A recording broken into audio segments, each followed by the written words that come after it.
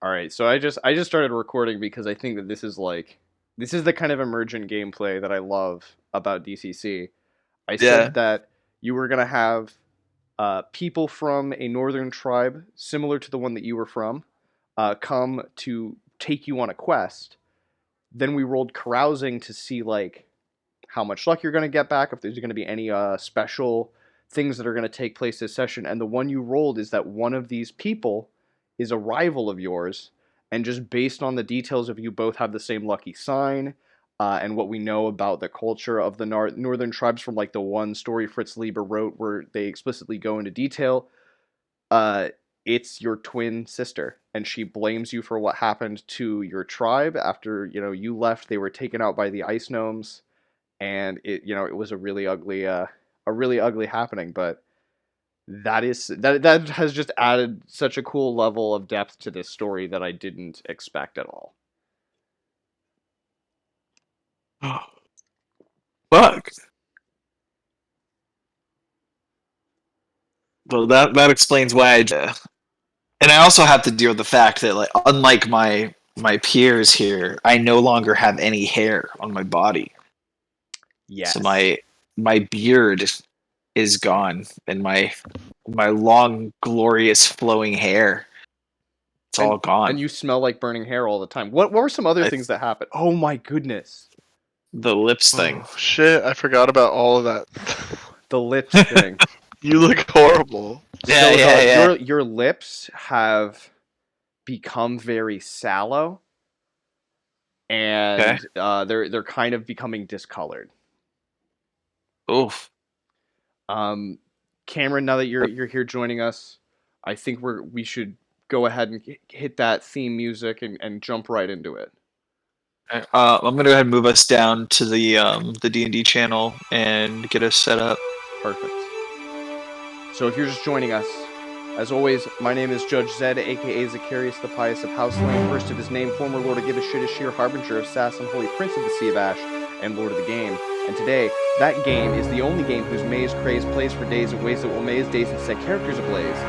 Dungeon Crawl Classics. And this is Dungeon Crawl Classics Lankhmar. This is the New Blood group. And tonight's episode is called Frozen in Time. We're going to be joined by Morgan, who is playing Uldlich, the mage, Woodlich, and Cameron as Glagmesh Drenvas, the warrior. Hello. And let's just cut Salutations. over to the world map here. So, let's just fill Cameron in a little bit on what has just happened here in the city of Lankhmar. Yeah. You ran into a couple people from your northern tribe, and they have a quest to go on. It's going to be a bit of a trek. Let me see if we'll pull it up here on the map. There's the cold wastes there, just north of the Troll Steppe Mountains and south of the bones of the Old Ones.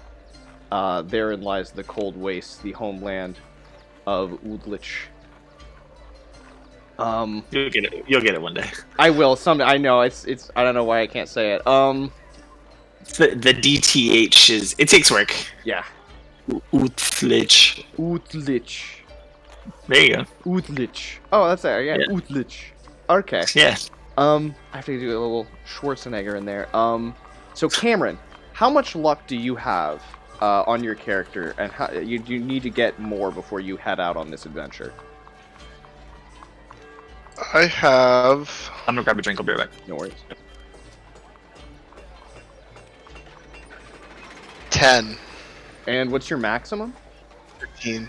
14. Okay, so the way that 15. you get luck back in this game is by carousing. So do you want to do that before you go off on this adventure? Definitely. On a scale of 1 to 11, how turnt does your character get? Probably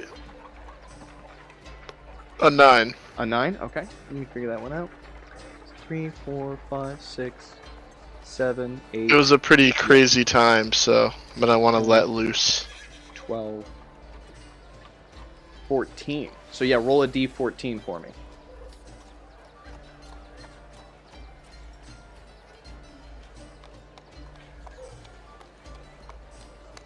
Alright, I'm back. What was the order of the roll in this one? What do you mean? I think it's Oh, you just type /roll Slash, 1d20 or whatever. yeah, /R or /roll. Oh, there you go. Oh, you got a 3? Yes. That's low, but okay. So you roll a d5 and you'll get that many luck points back. And after an epic bout of debauchery, you discover you now have some followers. Okay, I like it. Epic debauchery. All right, roll a d20 for me.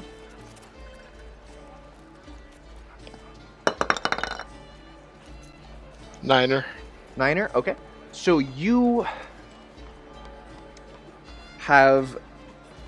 There are a couple of escaped slaves from the Mingle lands who you've had a night on the town with. They're really fond of you now and willing to follow you around. They're just going to be like level 0 hirelings.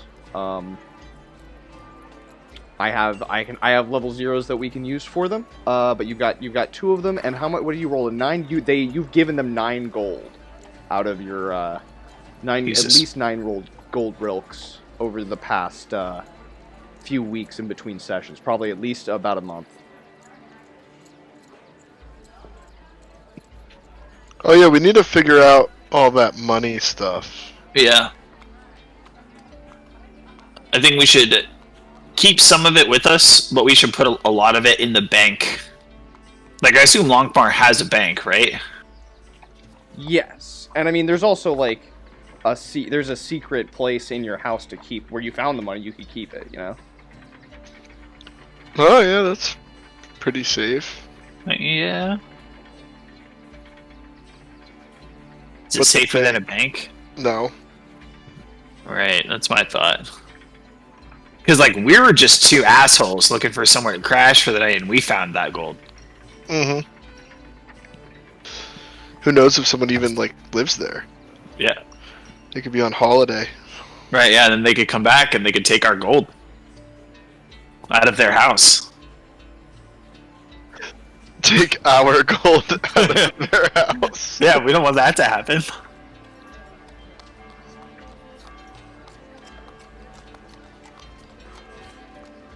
Right? All right, so I'm not giving it up. I just got it. Alright, yeah, cool.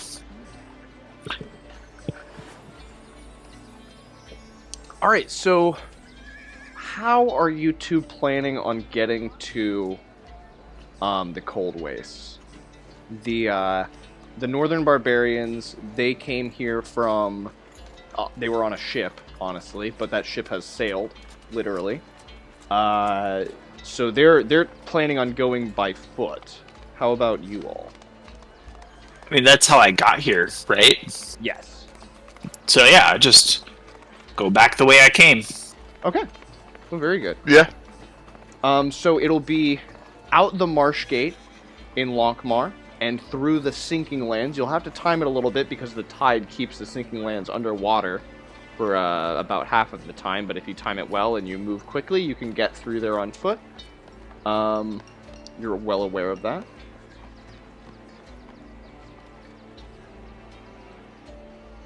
So let's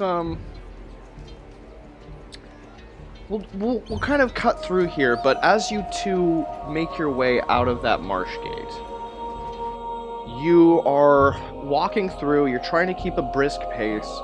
And you're walking through the sinking land. It's a mire. It's a stinking swamp with flies, fetid land. And you walk past a very, drab, dreary kind of hut. And as you continue to walk, out of your peripheral vision, you notice that the hut seems to stay with you. It is moving alongside of you at a very, similar pace, it would seem, and you start to look over a little bit more and you realize that this is a hut that is on a pair of stilt-like legs, and it's strutting through the swamp, keeping pace with your group, Some of the others notice this, and they are very uneasy. However, you two are struck almost by an eldritch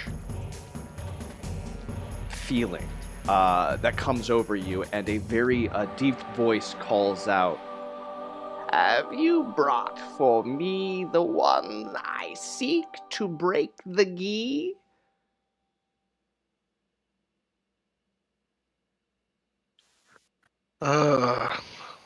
What? Yeah, no, I don't think. Do we have any gi breakers with us? Long have Well, I waited, and long have you seeked for the thing that I wait for. And the hut leans over, and inside of the hut, you get the impression of a shadowy figure in a cowl. They have a face behind the cowl, obscured by shadow, but there is no discernible features or eyes. Mostly, you see nothing glittering in the darkness towards you. A powerful caster, I believe. I it's look. been quite some time since I've seen you. Quite some time indeed. Oh, you two know each other? Yes, I believe he'll do nicely. And Udlich, you are there is a swirl of energy around you, and you begin to feel yourself become suspended in the air momentarily. You're coursing with energy, and you begin to feel thoughts enter your mind from this eyeless face within the hut. Thoughts of magic, of wizardry, of expertise. This is a figure who is incredibly powerful and is constantly seeking new agents to aid them. And it would appear as though you are a excellent specimen. Whether it be rejuvenation for yourself, gaining extra hit points, making a skill check, or casting a spell from this point onwards, you have a dice that you can roll along any of these kinds of checks. It's a D10. The lower you roll, the more powerful the assistance is going to be from your new patron. However, they are going to give you a task, and they ask that you bring them the knowledge of at least one spell. And if you do this, it will make that dice the same amount of power. So every time you use this D10, it gets larger. It goes from a D10 to a D12 to a 14, a 16, a 20, and you're trying to roll low, so it becomes less and less likely that this will help you. But you are now bound to Shelba of the Eyeless Face, and you are a agent. You are an agent here in Nohuan of Shelba of the Eyeless Face. Okay. And Whew, that did not go the way I thought it was gonna go. Yeah, I thought she was going to make me churn butter forever. no, nothing quite so evil, but you will have to do, you've got to bring back some stuff if you want to gain more favor. And if you don't help her, I mean, Cameron, do you want to just, say what happened to you? Yeah, this is kind of awkward. So basically, I got cursed, and she wanted me to bring her a powerful wizard, to break the curse. Oh, It's been haunting me, and it just kind of worked out this way. It kind of just stumbled upon her, like. Wait, so your spell, your curse is the ghee that she was talking about? Yeah. The butter? No butter. No, ghee is yak butter. I don't know. Maybe it's like a colloquialism. It's like Geas. I have no idea how to pronounce it, honestly. Oh, the geish. Geish? Yeah, Yeesh. it's an Irish word, a geish. Oh, okay, that makes sense now. Yeah. Like, Yeah, so it's kind of like, obviously I didn't mean to sell you out to them. You saved my life, and I trust Yeah, you. no, I mean, yeah, no, it's all I'm right. glad it kind of worked out. I wasn't really sure what you wanted from you. And Yeah, what was your geish again? I couldn't like live in it. I couldn't own a property. Oh, So now I'm not homeless anymore, right? yeah, well, this all kind of worked out, didn't it? It did, but like I feel kind of bad because I wasn't really sure what she was gonna do with you. So I'm Sorry, sorry. I have 2 scrolls of forget. I could just give her one of those if she wants it.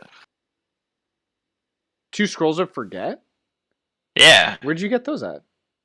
from the guy's house. Oh, Yeah, I have I got a grimoire, that's which right. had patron bond Mhm. and eternal champion, and then it had forget, and then I had a scroll of forget. Oh. Because I think I have forget, and then I have in parentheses a 2 next to it.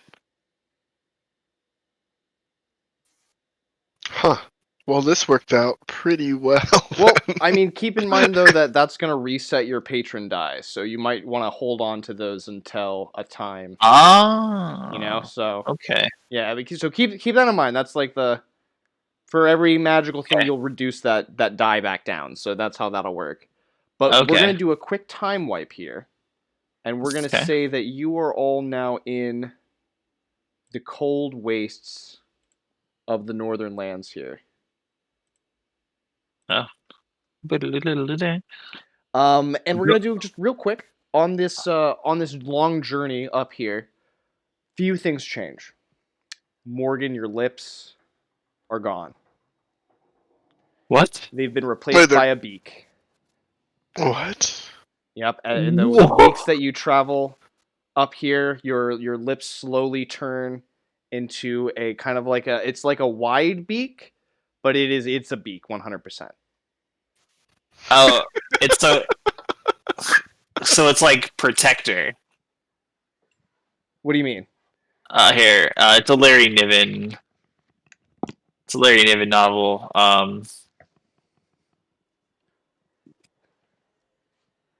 Oof. The Larry novel, Niven. I love Larry Niven. I really want to Yeah. read Magic Goes Away. I can't find my copy of it though. Magic Goes Away is one of the best books ever written. So it's this. You got to kind of open the original and zoom in there, and at a glance, at a profile, it looks kind of like a mustache, but you realize upon looking at it that his nose and lips have kind of all collected into a almost Oh. like a beak.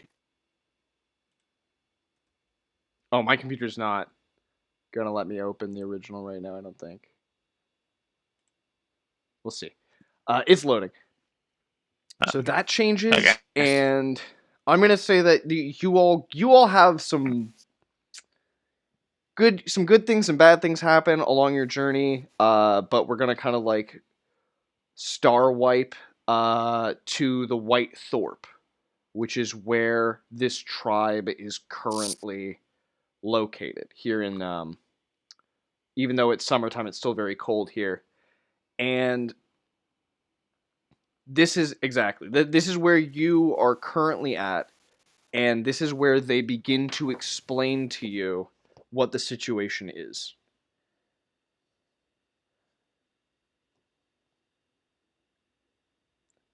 They have brought you these great champions of the Southlands to assist their people.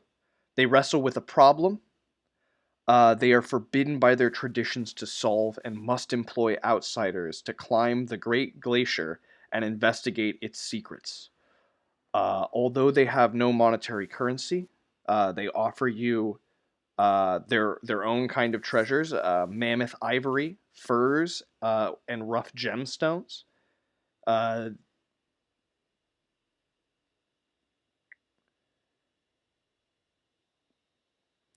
so, upon your arrival, you're greeted with a great feast. They're very grateful that you've come to help them.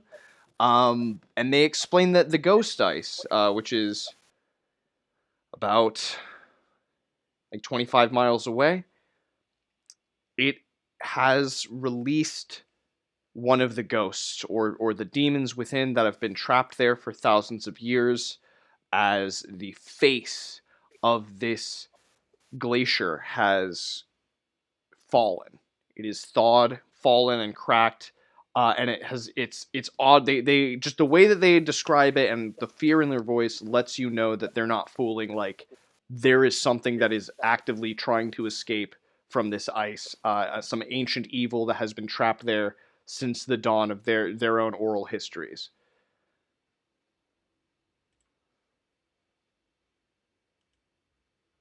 Fuck. And they do. I mean, they do have equipment. You can get like anything that you would need to procure. You can get, although it is it's a version that they would have made. You're not going to get like a steel war axe, but you might be able to find like a bone axe or like a stone axe that's been made. Mm-hmm. I actually have a question about some of the equipment that I have already. Okay. My Thieves Guild dagger. Is it just a regular dagger?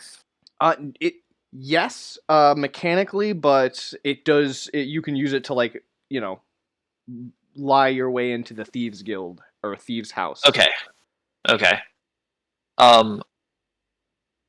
And then yeah, all right. I guess that's it. That's all I really needed to figure out there. Okay. Cameron, did you have any questions? No, but I'm gonna inquire about what exactly we're up against. The wise woman of the tribe explains that long, long ago there was a powerful and evil force in the land, and that a great champion of the northern people was able to seal it away within the ghost ice.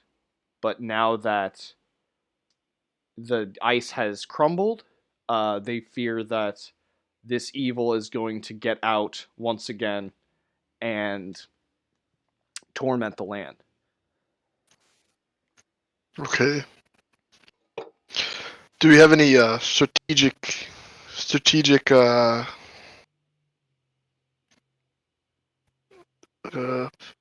plan on dealing with him? Like, do you know what kind of? I know he's a powerful force, but I mean, they've been locked away for so long that many of the tales of what they were capable of have been lost. And I will also say, Morgan, yeah, Lana, your twin sister, who has been traveling with you, giving you the death stare most of the time, very terse with you, but she makes it apparent that she will be leading the party to get you there. You aren't going to be like going out on your own across the frozen waste during Mammoth migration season to just die.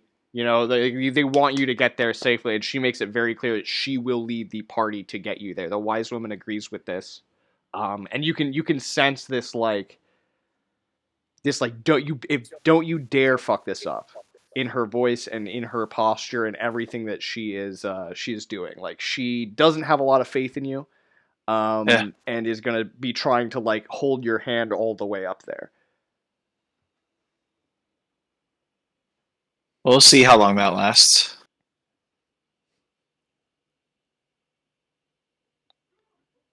And I've got bigger problems to deal with right now. Yeah. I've got a fucking beak. You do have a beak now, and she probably calls you like Twitter bird or something. Like beak face. Something mean. Beaky. Oh, I'm gonna tell her that she needs to shut her mouth, or I'll tell everybody what she did with Glagnar that one summer when she was 10. Yeah, she's shuts up. Oof. So the next day is going to be the day that you're going to set out. Is there any equipment you wish to procure from the tribe before you head out? They've got enough mammoth meat to get you there, and a little bit more for to get back. I am gonna get a big fucking fur hood lining thing for my robe. I mean, I'm gonna find like this the fuzziest possible fur that's in this camp, and I'll give a gold piece if I have to, you know. But my head is bald and my beard's gone. At least my lips won't be chapped anymore. But I definitely gotta. No, your lips are like really chapped. Yeah, now. they're Yeah. perma-chapped. Permatrap. Yeah, so I'm gonna go ahead and get some fur to go in my robe, in the hood, and like the just fur lining for my robe. Yeah, I'd like to ask you, like, survival tips of this area. Yeah, It's kind of a new thing for me. I don't do super well in the cold. Watch well, out for you the know, frost gnomes. And yeah, watch out for the frost gnomes. Stay layered up when possible. Grip with your toes when you're walking on ice. Don't forget the ice snakes. Don't, if you see anything that isn't us, assume it's trying to kill you. Especially if it looks like a white cat's tail. Mm-hmm. It's a frost snake. And I'm a little like, okay, shit. yeah, just stay dry. Don't get, whatever you do, don't get wet. And yeah, you'll be fine. You've done great so far. I wouldn't worry about it too much. All right. Stay on your Alright. toes. And I'm gonna Stand on my toes. I'm gonna be giving you each a handout here for a level 0 character that is gonna be with Cameron going with you. Okay.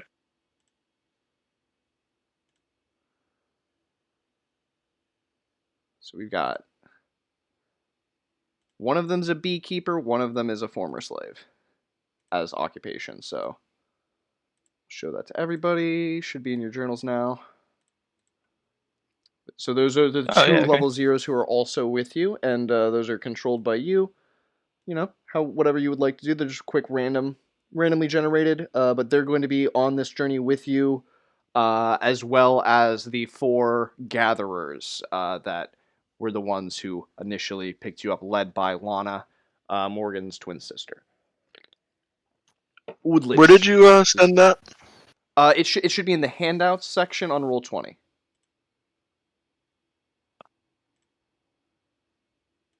Let me make sure it's in your journals, though. I'm also going to give you editing permissions on here as well, so you can keep notes on like their hit points and stuff if need be. Legion, what do you want?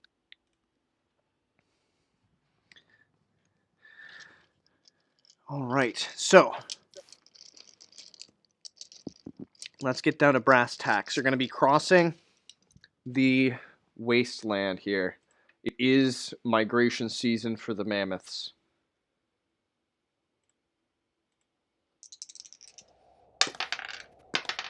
Mhm.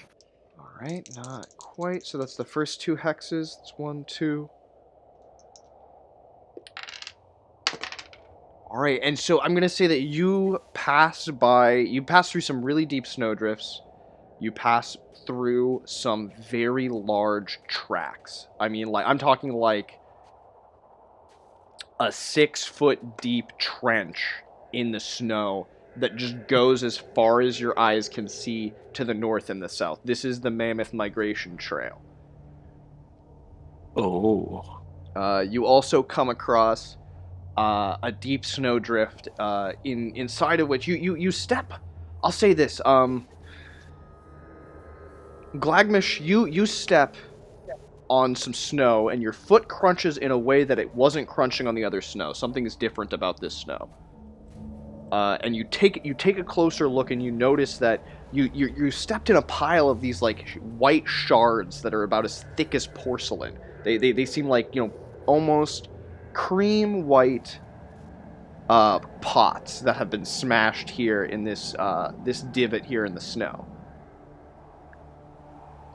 Udlich can fill you in that these are mammoth eggs and a mammoth nest that are previously hatched. I tell him that it's mammoth spooge. It's not inaccurate. Gross. Yeah, it's ejaculant. Eventually, you come to the mouth of a canyon. You're going to be moving through some tight places. Going to be single file. Who's going to be in the front? Who's going to be in the back? What's the marching order here? I'm in the middle. There's 8 of you. Isn't his sister in the front? Yes. Yeah, she's the fucking leader. Okay. And we'll get some of her and one of the gatherers in the front, and then the other 2 gatherers in the back. Okay. Perfect. Yeah, and I'll stay close to my boy. In the middle. Yeah, but like, and your two followers are also in the middle as well, I assume. Yeah, it's up to them, but I'm sure, you know, yeah. I'm pretty sure. They're escorting us. Okay. You know? Oh, okay. They're our shields. Yeah, meat shields. All right. That's why I brought them. Yeah, no, good call. The slave's like, what? Can you guys see those rolls? Yes. Okay, good. One of the gatherers in the back makes a noise like, and a few people turn, and there's just like a basket with potatoes that have spilled out of it, like laying in the snow. Can I get some intelligence checks? Looks like one of the gatherers has gone missing quite suddenly. Oh shit. Okay, so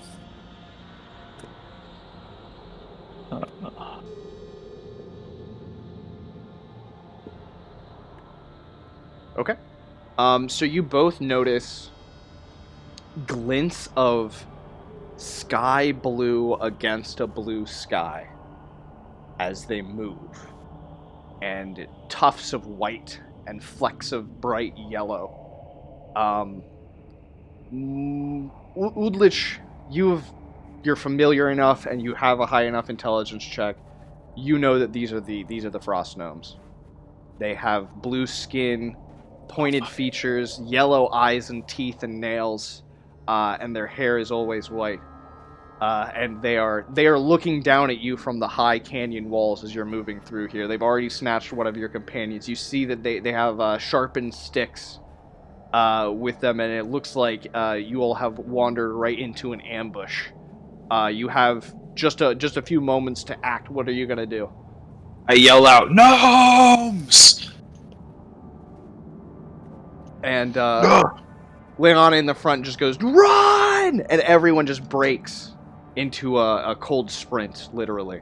Are you going to be following suit, and did you want to do anything with your actions here? Yeah. How many of them can I see in this moment? I'm going to say that you count the movement of at least 6 up on just in the section of canyon wall that you're looking at. Obviously, there's a couple sections of canyon wall that you're not looking at. Are they grouped together? No, they're spread out. Fuck. Okay. And we're just in open wastes, aren't we? You are in a canyon. Yeah. Oh, we are in a canyon. Yeah, Okay, you're okay, in like okay. a narrow. Yeah, there's 2. You know, there's 3 ways you can go: forward, backwards, and up the walls. Okay, and they're all around us because it's an ambush. Yes, it would appear as such. Okay. And they have height advantage on us for sure? 100%. Okay. Yeah, well, we run. I'm Okay. just Give me some start luck checks real quick. booking it. Okay.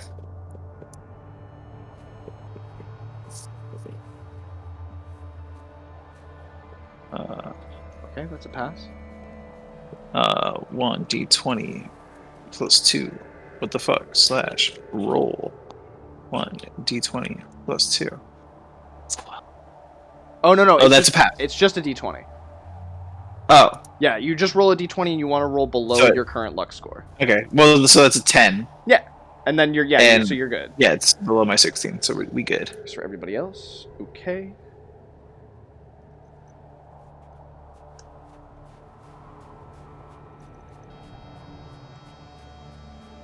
Oh, someone gets got. It's I'm gonna say it's one of the other two gatherers who was in the back gets impaled by a spear that is thrown from above and just gets them in the back. The spear has enough force to plunge itself into the ground, and they're just kind of like lean forward, impaled, and the rest of you manage to get away with this hail of rocks and spears raining down on you.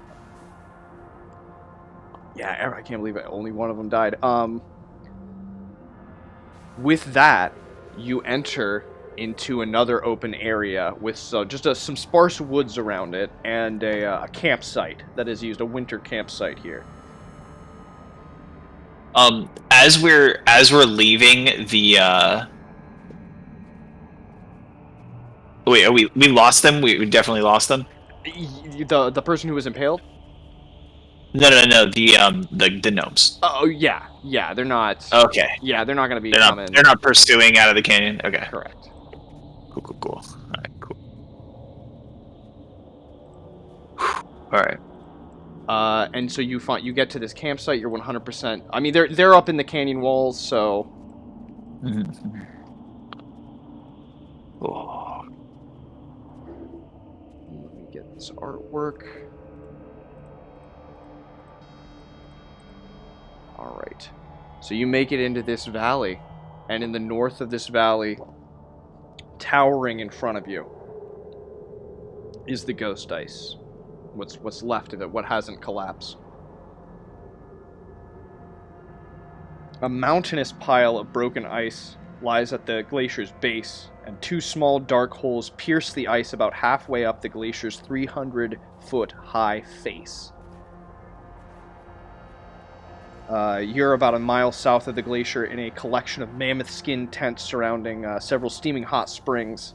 This is the wintering ground for the northern tribe.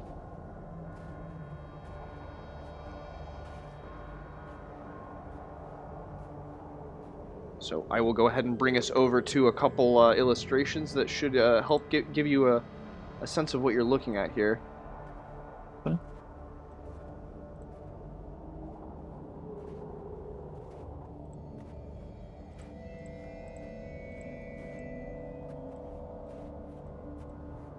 I'm gonna check in with my friend. Be like, so how are you liking my my old stomping ground so far? Pretty exciting, huh? Yeah. It's hard to imagine why anyone would ever leave, right?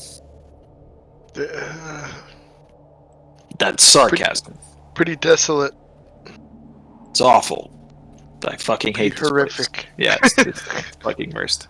I never thought I'd come back here. But it's nothing. There's nothing worse than your beak.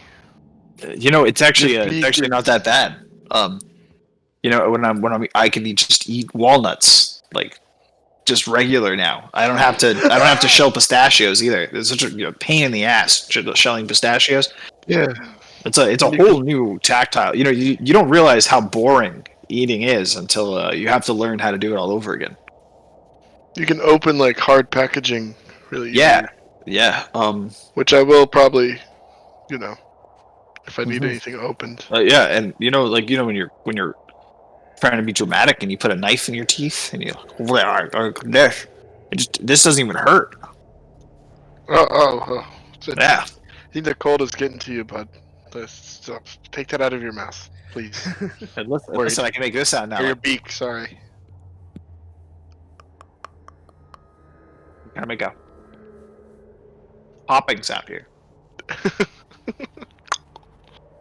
So this wall of broken blue-white ice towers 300 foot above the valley floor. Piled at its base is a 100-foot-high mass of broken ice. Rubble left by the ice faces collapse. 2 smoking holes that blemish the ice lie 50 feet above the mountain of icy rubble here in the valley. Let's see if I'm missing anything. The smoke that's pouring out of these 2 holes is green and flecked with sparks of gold. Oh. Oh my. Have you seen anything like this before? Oh yeah, all the time. No, I've never fucking seen anything. This is not how this is supposed weird. to work. Yeah, this is supposed to just be just regular ice. Everything's pretty new to me, so I wasn't sure. Yeah, all this stuff is snow, and that's ice. In case I don't know if anybody explained how that works. No, that's good. I appreciate it. Yeah. It took me a little while to realize. Yeah. But I got it eventually. Oh, okay. So Lena comes over with a commanding, growl. It's about dusk at this point. She says, "Everybody, get a good night's rest. You 2 have a long day ahead of you. We lost some of the food that we were carrying in the ice gnome ambush, so the rest of you'll be going out to hunt tomorrow." I didn't like that guy very much either, but I don't think we would have had to eat him. Oh, he's gonna get eaten. Not by us, though. You can tell. I look over at my friend. I'm like, you can tell. I got all the looks, and she got all the personality. Oh.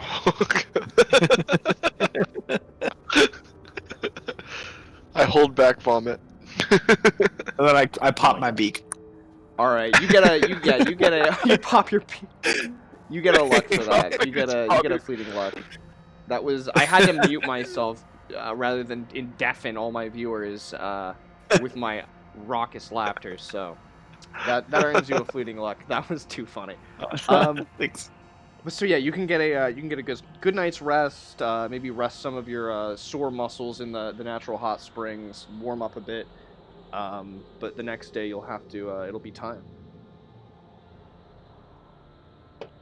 So however you wanna attack this situation, it's you 2 and Cameron's 2 followers are the only ones not forbidden by their culture to enter the ghost ice.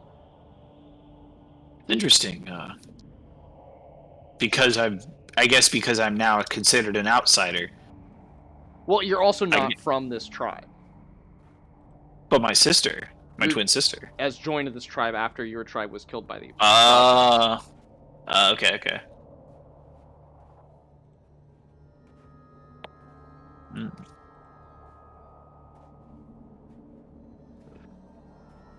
Yeah, there's you don't just you're not a member of the tribe, basically. There's a ceremony to join that you haven't done. So okay. you are technically an outsider to them. Yeah, I'm tribeless. It's fine. I'm no stinking tribe. I spend the evening working out the logistics of how to drink soup with a beak. Yeah, that's a good. I mean, I guess you open the top as best you can and try to extend your lower jaw a bit and pour the soup in. It's like a fleshy beak, right? No, it's like a beaky beak. It's it's not cartilage or flesh. It's beak. What the hell are beaks made out of? That's a great question that I do not know the answer. I'm like, hey Google, what calcium, the hell are beaks made out of? I want to say calcium. They're probably bones, right? Yeah, like cartilage style. I don't really know, so. All right, bird people, keep your secrets. Nobody knows. Wouldn't you Nobody like to know? knows. That's why it's just wouldn't you know what beaks are made out of, dork? You'll never know. The ornithologists will keep their secrets for another 1,000 years. Wouldn't you like to know spork? The jaws are covered by a horny layer of keratin. like nails. Okay, or a rhinoceros horn. Okay. Do I still have teeth? Yeah? Yes? Yeah. Sick. Okay. You probably talked. Yeah, it's That's just a your lot. lips that were replaced, so I don't know how Yeah. good you are at talking, but Yeah. I have so it's like an echidna beak. like knuckles? Yeah. Echidnas have beaks. I guess it's not really that beaky. Not that long. Proboscis-y. You're just Falco now.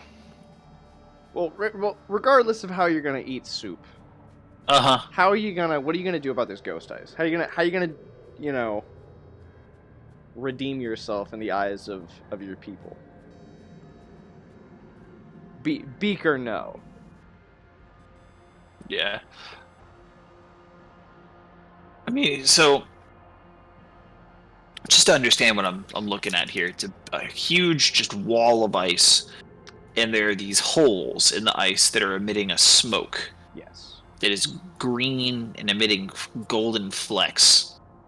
Mm-hmm. The glacier measures 3 miles in width, being situated between 2 rocky cliffs and completely filling the northern end of the valley. The wall of broken blue-white ice towers 300 feet above the valley floor. Piled at its base is a 100-foot-high mass of broken ice, rubble left by the ice face collapse. The 2 smoking holes that blemish the ice lie 50 feet above the mountain of icy rubble. We'll need to go investigate those holes first, I think. Sounds good to me. Probably just all in one group, check one, and then see what we find, and then or check the other. Okay. Yeah, afterwards. So how do you plan to get there, though?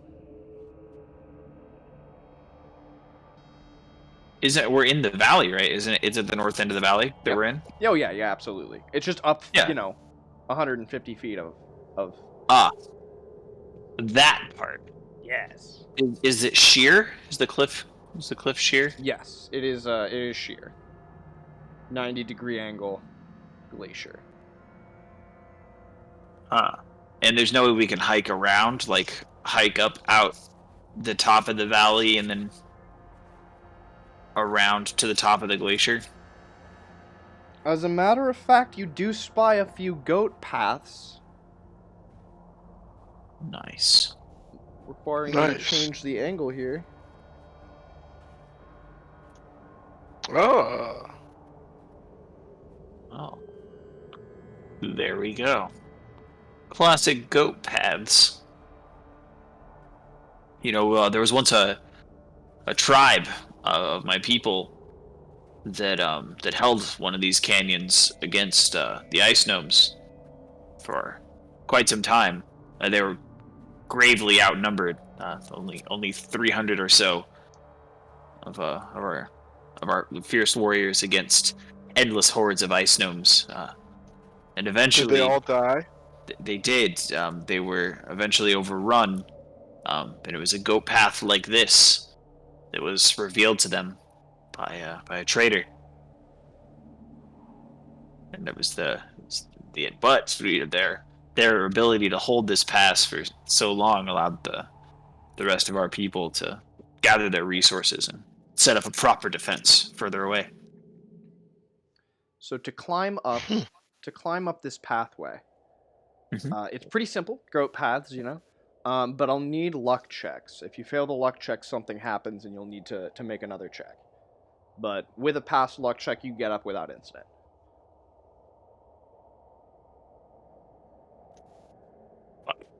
Okay.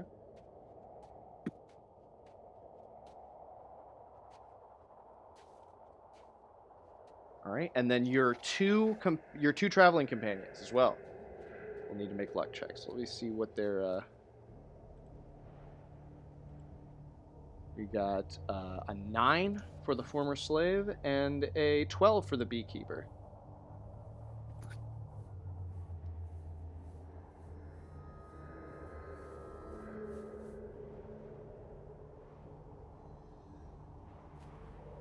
I will go ahead and roll their luck checks.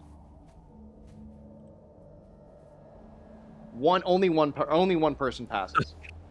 Wow. Incredible. So it's a pretty basic check. You just need a DC 5 strength or climb sheer surfaces roll to reach the glacier's top. It's the very child's play. But you start slipping here a little bit. Need to get at least a 5 on it's strength modified. And Morgan, I believe you can use your bonus to climb here as well. Oh, okay. Oh, because it's natural. Yes, absolutely. Yeah. My bonus to climbing natural is a +1. So, all right. So it's a regular old D20 roll then. All right, you got the 5. Perfect. Now the No. That's a 4. Didn't you say you have a +1? Yeah, but I have a -1 from my strength. So you'll need to burn a point of luck to make it. Fortunately, you made me laugh earlier, so you've got an extra. Yeah. Just click and drag that out of the table. Perfect. Yep. And I will snag that.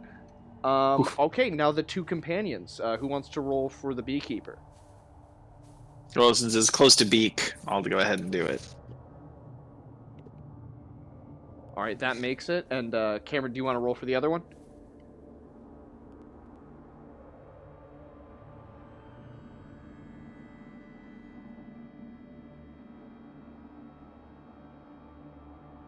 Cameron? Yeah, sorry, 1 sec. No worries. Brazil's probably in his room. Ah.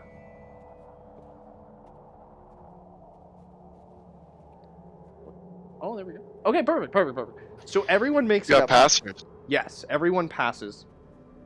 And as you reach the top,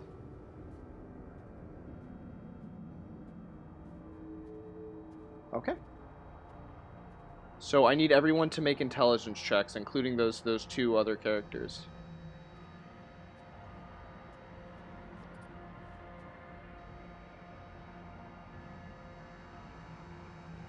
The DC This here one's for me. Yep, the DC is 16. Oof. Fuck me. That's a natural 1.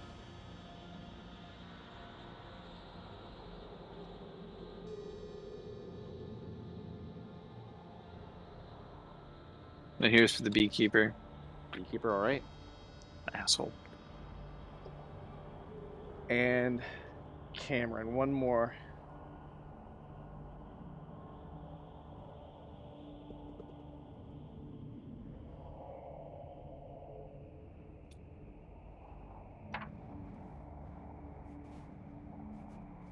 Right.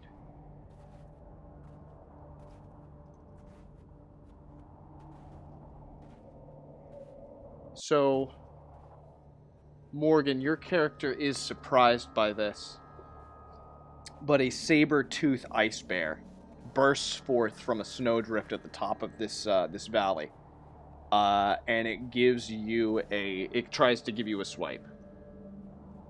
Gets a D20 plus 2. Does a 13 hit?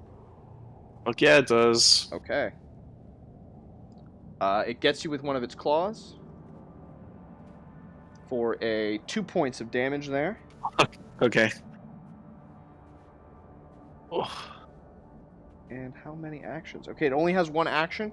That was its surprise round. I'll go ahead and have just you 2 roll, and you can each control one of the level 0s on your turn. Okay.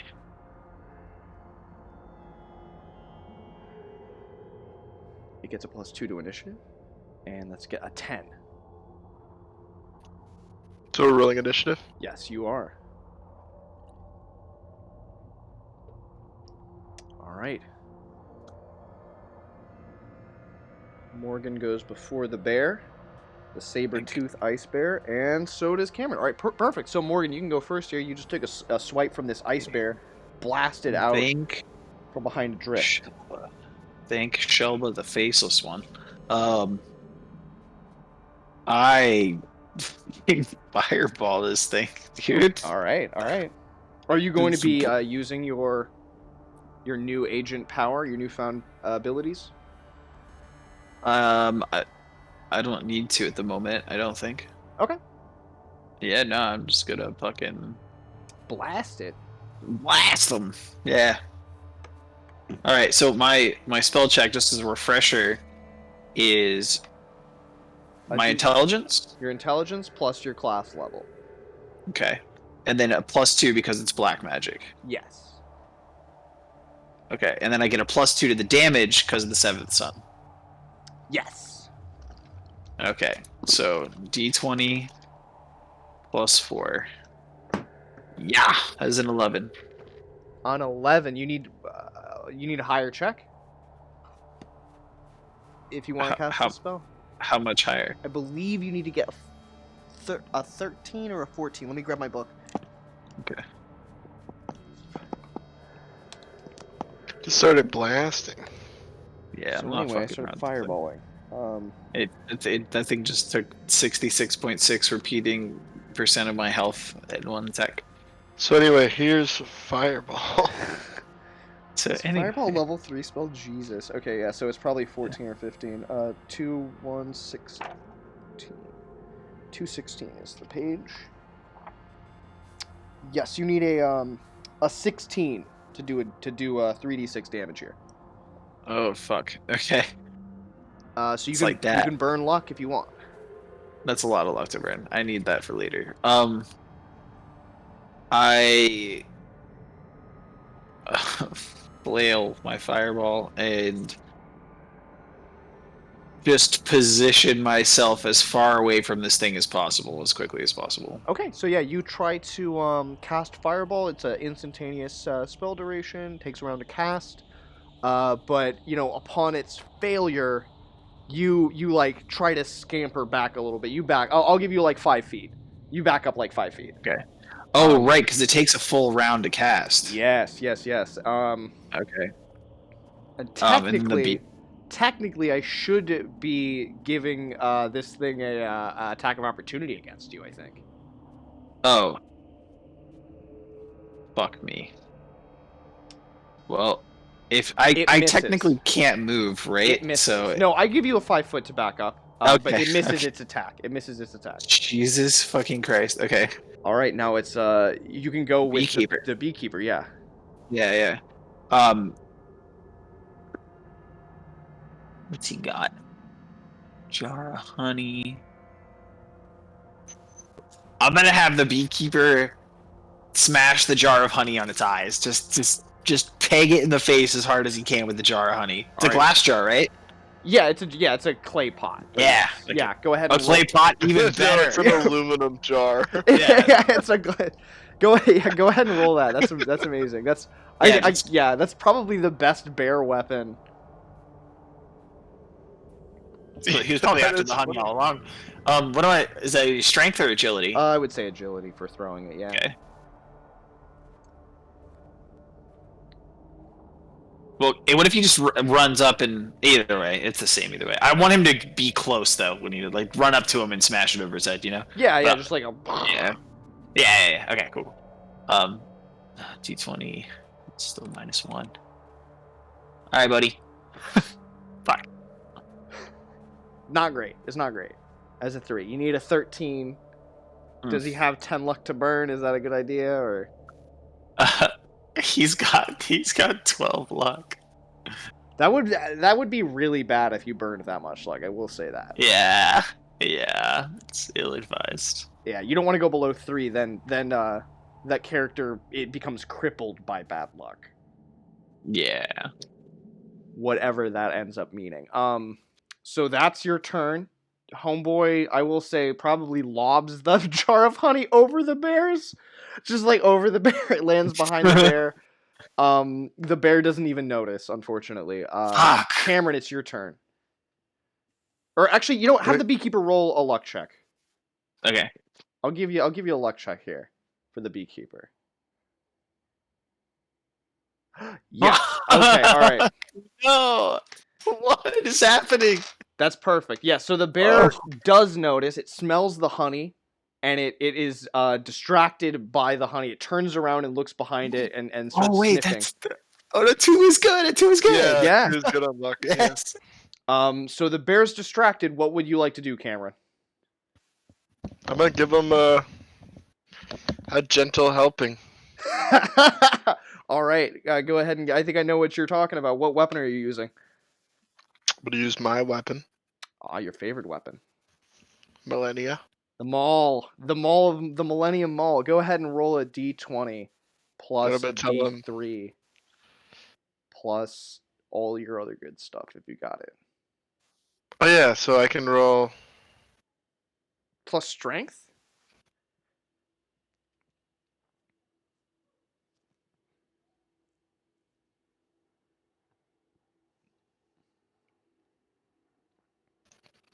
Ooh, it's a 10. A 10. Go ahead and roll a d3 as well because that's going to be your attack and damage modifier here. A 1. You need at least a 13 to hit. Do you want to burn luck? Yes. All right. You'll have to burn your physical luck. You need to burn 2 more points of it to make it. I will also say that if you burn this luck for that D3, that will get you a Mighty Deed roll as well if you want to try to attempt something on this bear. Yeah, I'm gonna try to jam it. What do you mean? Jam it up in there. What? You're just going for like... Oh, like a scooping, like a underhand. A gelding blow. Right in the bum. Yeah, gotcha. Go ahead with the spiky end. All right, burn the 2 points of luck off your maximum there, and I will say that you can roll damage. Got it.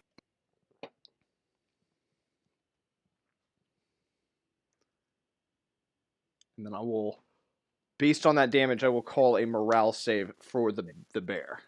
While you're poking the bear. 8. 8 damage. All right.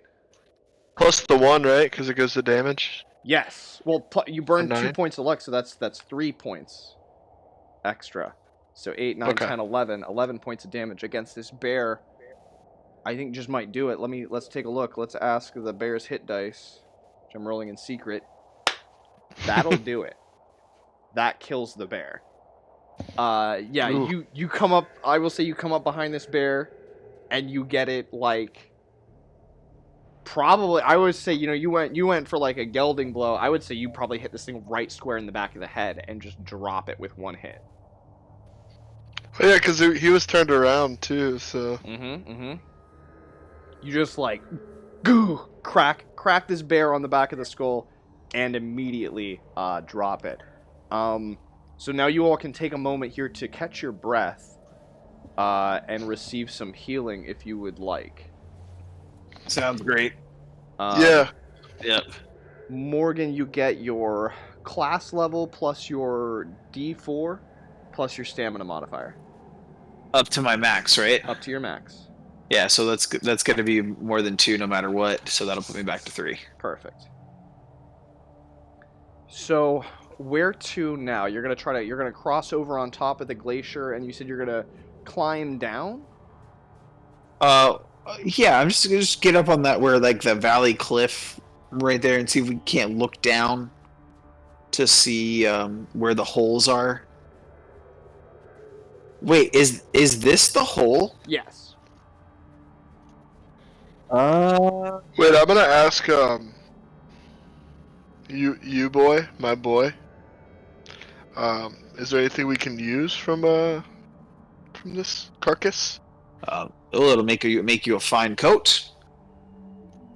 And here, I got an illustration of this thing too that I will reveal here. Hell yeah. But it's got big saber-toothed teeth, large claws that you could potentially gather. Yeah. This will make a fine rug or anything. The trouble, of course, is hauling it anywhere. But I'll say the claws and the saber teeth could be used as like climbing spikes, and the claws could be used as daggers. Yeah. I was just thinking about using the saber teeth as climbing spikes. Yeah, I take. Well, I mean, we can split them up or whatever. Yeah. I have 50 feet of rope. Now that I see where the hole's located at. It's right. It's right in the middle. Yeah, I can probably, if we go back down, I could probably climb up here.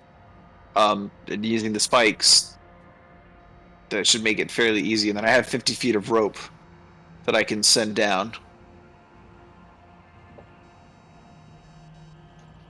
Okay. We want to go about it that way. So you're going back down. You're gonna climb up the rubble and then climb up the 50 feet and drop your rope down. Yeah, that seems to be the best course of action. Well, are we up at the top already? Yeah, you're up Like, at the top right now. I was about to ask, is there anything while you're up at the top that you want to do? Before Yeah, like what do we see up here? Yeah, so the top of the ghost ice is relative. I mean, it's cracked a little bit. It's definitely showing some signs of weakening here at the face where you are at, the southern face. I guess go ahead and roll an intelligence check for me. Sure.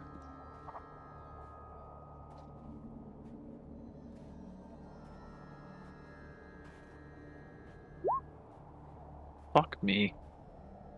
Anybody else want to roll an intelligence check? The beekeeper does.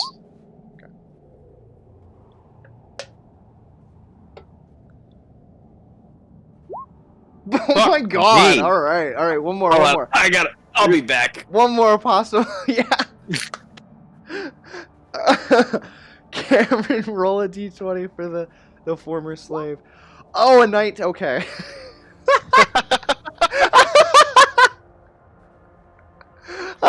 He actually has a +1. With those 2 fumbles, I'm like, no matter what this dude says, it seems like half the party's not gonna believe him. But he's like, I think I see yeah, there's a crevice up to the north there. But Whatever, the beekeper, dude. yeah, the No beekeeper and the wizard are like, yeah, fuck you. No, there's not. Okay. Sure, oh, there's a crevice, like, in quotes, yeah. A crevasse. Oh, you mean a crevasse? Yeah. God, that's so funny.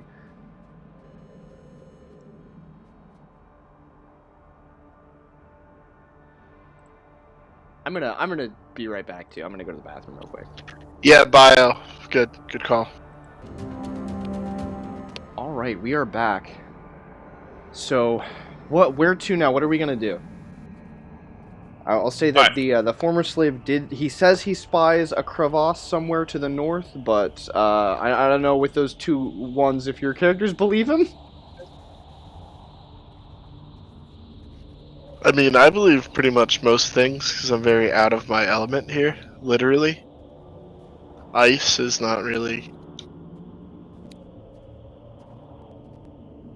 I'm gonna stick to City the boy. plan. I'm climbing back down. All right, I'm gonna. Yeah, there's Is that where he sees the? the crevasse? Yeah. Let's go check it out. Yeah, let's go see what this guy. All right. All right. I think we should just check it out at least. All right. You make your way over there. It is as advertised. It is a natural crevasse. It goes down farther than you can really see. It goes down about 120 feet. I will go ahead and reveal a little bit more of it here. It does go down at an angle.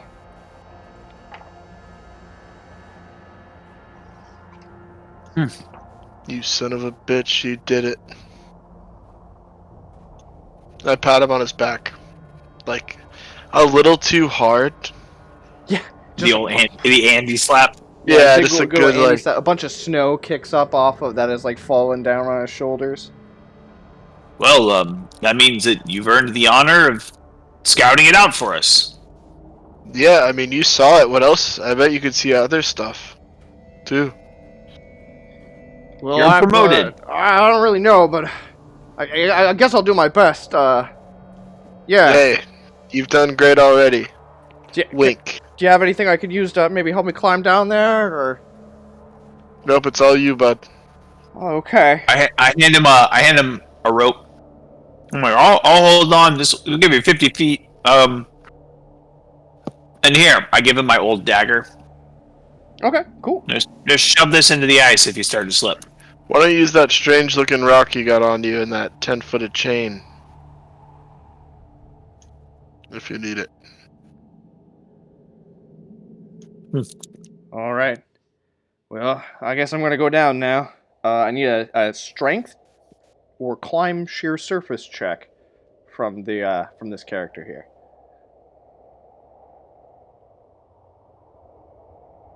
That's you, Cam. Yeah, and I'm gonna say that they make it down. I mean, you lower them down about how many feet of rope do you have? 50. 50. Yeah. So you lower them down 50 feet. But once they get to, that 50-foot marker, they still have 70 feet to climb by themselves. Mm-hmm. Is climb sheer? It's a thief skill, so it's just gonna be a DC 10 strength check for them. Okay. They get- He has agility as well. Better agility. Like, would that affect anything? Yeah, I'll give. How much was what's the bonus to agility? Plus one. +1, yeah, I'll give you the +1 from agility. That seems fair. He's got good stats, actually. Plus 14 agility and 15 intelligence. Oh, nice. Got better stats than I do. You'd make a good thief. 19. This is a 19 to climb down. Yeah. Okay, alright. That's what they need. They climb down the rest of the 70 feet. They're totally safe when they get down in there. Let me go ahead and describe what they see when they drop in from the ceiling.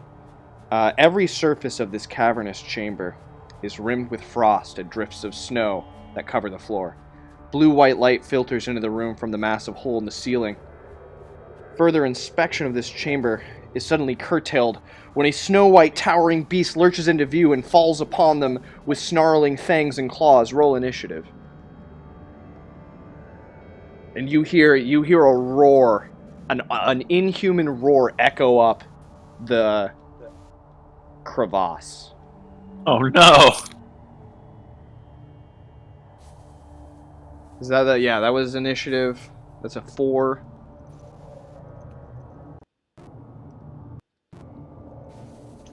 Oh, is that the initiative right there? 6. Those are my two. So the first one was mine. Oh, I mean, you're still up at the top. Yeah. Yeah, you send this down. You send this dude down by themselves. So, this thing gets to go first. It would. So he's got a 5 then, because my first roll was 4. Okay, and this is Plus actually they've got a 4. This thing gets a 9, and it's gonna get to go first. So it's a +2 to melee. Does a 9 hit your character? Nope. All right. He's got 11 AC. Okay, cool. So now it's that character's turn. What do? They're being beset upon by a large, I'm gonna say like 9-foot tall, furry humanoid creature with large claws and coal black eyes, a couple of horns sticking out the side of its head, not dissimilar from ram horns.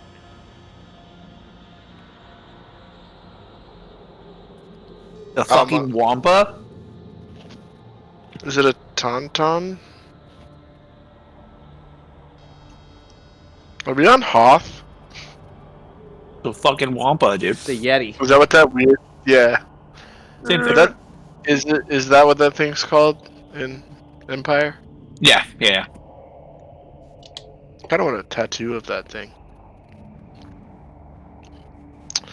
I guess he would probably attack, huh? Yeah. With his club? If that's what he wants. If yeah, go ahead. Give it a Does he roll. does he give his strange-looking rock a little rub before? For good luck, maybe. What? He's got a strange looking rock. From where? Wait, what? It's in his random inventory. Did it really? Okay. I didn't notice that. Yeah. Strange looking rock. Yes. Okay, they do have a strange looking rock, and they give it a rub for good luck. Go ahead and make an attack here, if that is what you choose.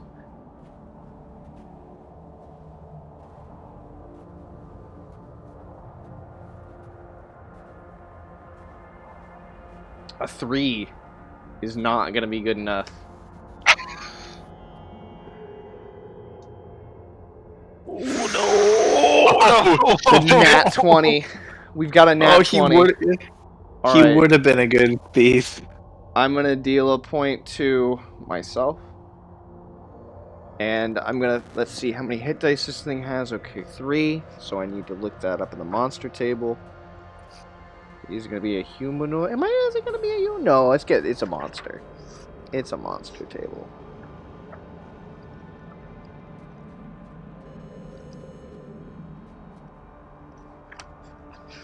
Alright, so it gets to roll a D8 on the monster table.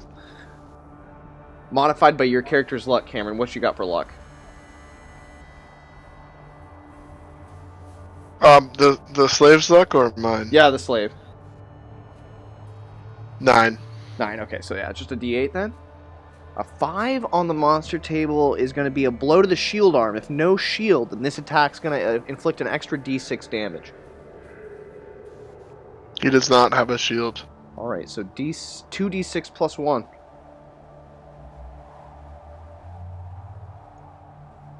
Six points of damage. He is a little under the weather. So you Forever. Yeah, you hear a blood-curdling scream echo up from the crevasse. Oh.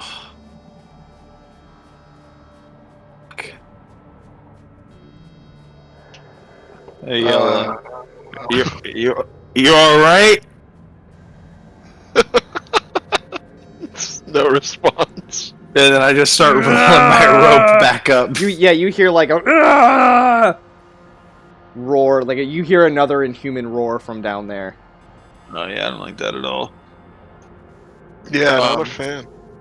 Let's get the fuck out of here. We just leave him down there? Yeah. Well, I'm pulling my rope back up. Okay. With him attached to it, or? No. No. Now he went down the last 70 feet on his own. On his own. Quite excellently, might I add. Oh, very good. He did a great job. Yeah. Up until the very end. Well, maybe curiosity killed the dude. We should not go down there. Back to that original plan where we're going to use the tusks to climb up. Okay, so I'll just need a DC 10 climb check if you're using the pythons. Okay. And then it will be reduced even further once you secure the rope. So it'll be a 5, Okay. a 5 for everybody else. Got it.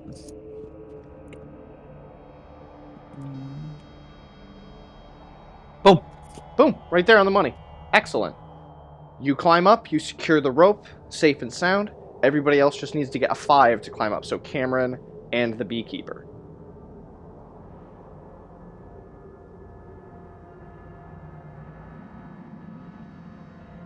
Beekeeper makes it, but Cameron, you need a couple more.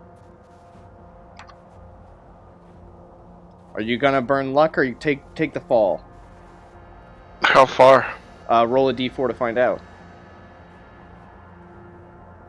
But I mean, like, at that point, you're gonna take fall damage. D6 for every 10 feet.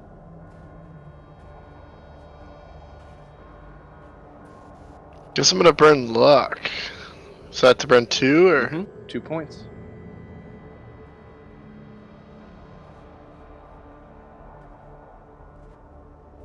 All right. Once you've done that, you all make it up to these tubes. Wisps of green vapor waft from the pair of circular openings in the glacier's face, spaced 30 feet apart. Each round hole measures 5 feet in diameter and extends deep into the surface of the surrounding ice, curving slightly as it goes until its extent is lost in the darkness. Both tunnels are completely lined with blue-gray material resembling fired clay. Which of these 2 holes did you climb up to, the left one or the right one? Well, it looks like the left one here, right? I mean, they're Or were they right? they're both there. They're yeah. right next to each other? They're right next to each other, 30 feet apart. Oh. Yeah, we'll go for the left. Okay. Go ahead and start revealing this. Come back over here.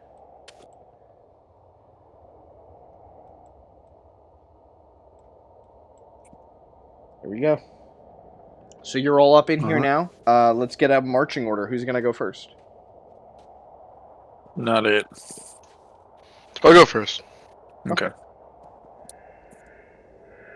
I'll go behind you.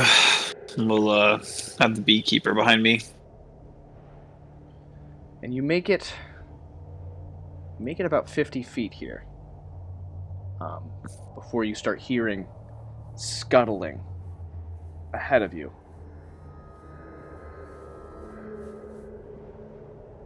And you see two red points of light coming towards you in the darkness.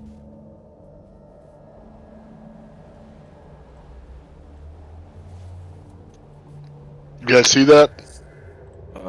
Yeah. They're moving towards you. You have about 20 seconds. I have my maul ready. Are we standing our ground? Is that the plan? You call it. 10 seconds. All we can see is the things of light. 2 points of light. They're getting closer. 5 seconds. I'm gonna magic missile them. All right, roll it.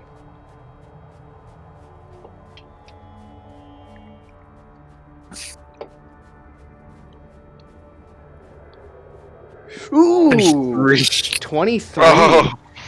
Oh.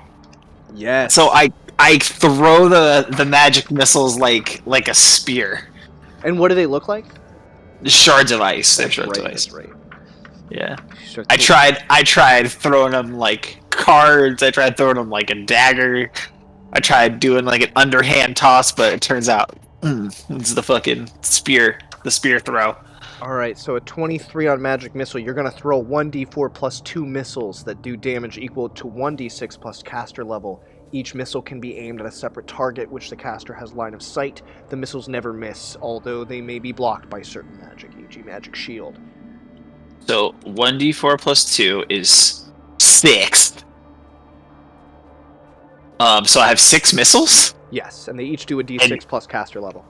Oh my god. Okay, plus caster level plus 2 because it's black magic. Yes. So each will do a d6 plus 3. Correct. Okay, and there's 2 red lights. Yes. So 3 missiles at each light then. Okay. So 3. Okay, so slash roll 3d6. Well, plus let's 3. let's throw them one at a time. Let's do that then. Okay. Alright, so roll 1d6 plus 3. Let me copy this. Alright. Boom, that's the first one, is a 9. A 9. So you boom, this shard of ice shoots out of your hand as you're doing like these overhand throws, and it just like sails down this tunnel, slightly illuminating with like a blue-white light. And as it comes up to this point of light, you notice that this it wasn't an eye that was glowing, it was a horn glowing with like a hot ember, and it was a horn attached to the front of a giant centipede. And as soon as your ice shard connects, there's an explosion. Pieces of chitin blast out in the light of this blast, and this glowing ember light is no more. However, it is replaced by a slightly dimmer one just behind it, and also still accompanied by the one right next to it. Okay. So then this next one's the one next to it. Yep. 5. 5. It is still up. Okay. And then 7. Yeah, so that with 2 more blasts, this one all similarly explodes, and its ember horn clatters to the floor, and there's one more glowing ember just behind. 6. Okay, that one similarly blows up, and the rest of the magic missiles kind of like spiral off and sail down this curvature. Yeah, I just send the rest of them down the hallway for posterity.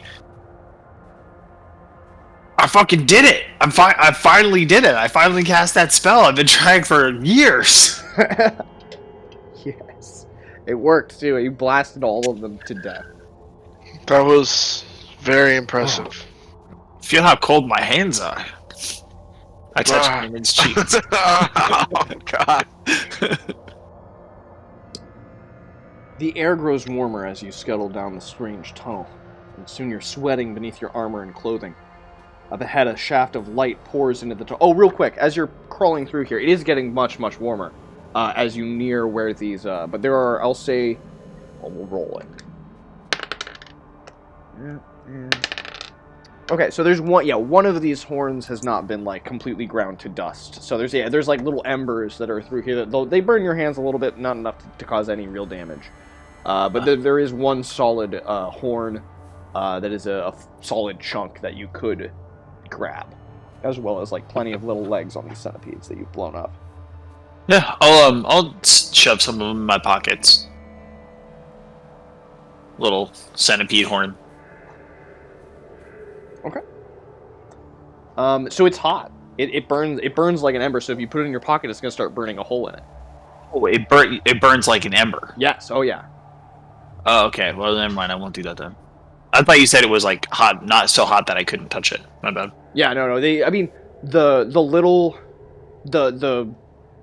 your magic missile like turned some of these horns into dust, and those little chunks just burn your hands as you're like crawling through this tunnel, but not enough to cause any real damage to your character. But this one big chunk, like, it's hot. It is hot, as hot as a coal, and it stays hot as a coal for a while. All right.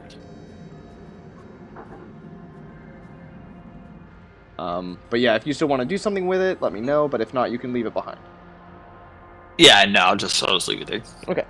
So you eventually do come to this point in which a shaft of light is pouring into the tunnel, appearing to come from a small opening in the tunnel's wall.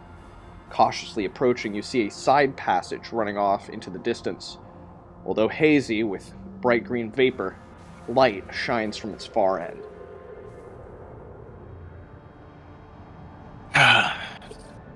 What do you think? You want to scope out the rest of this hallway and double back, or do you want to check this out now? It's up to you. How are you feeling? I feel like I want to know our other angles before we wander into this green mist. Yeah, we don't really have many more expendable. Yeah, the people to beekeeper's fill like, I down resent holes, that. so- I make like a face like that face, you know, and I'm like, oh, beekeeper here is he's not expendable at all. Can you make that face with your beak? Like, how does a bird grimace? Like, with my eyes. Yeah. It's all with my eyes. it's all eyes, yeah. In Yeah. squawking. Can you squawk? No, I'm not a bird. I just have a beak. But isn't that part of like the anatomy of the squawk? The beak. Nah, it's the bird tongue. Yeah, that's it's all about the bird tongue. Mm-hmm. Okay. Which like wraps around behind their eyes in some cases, but Yeah, it's we won't go down that rabbit hole right now. Yeah, I definitely don't want to. It's a little weird. this is actually like almost literally what my character looks like now. Hold on a second, let me see if I can. Oh god, this is actually so much worse.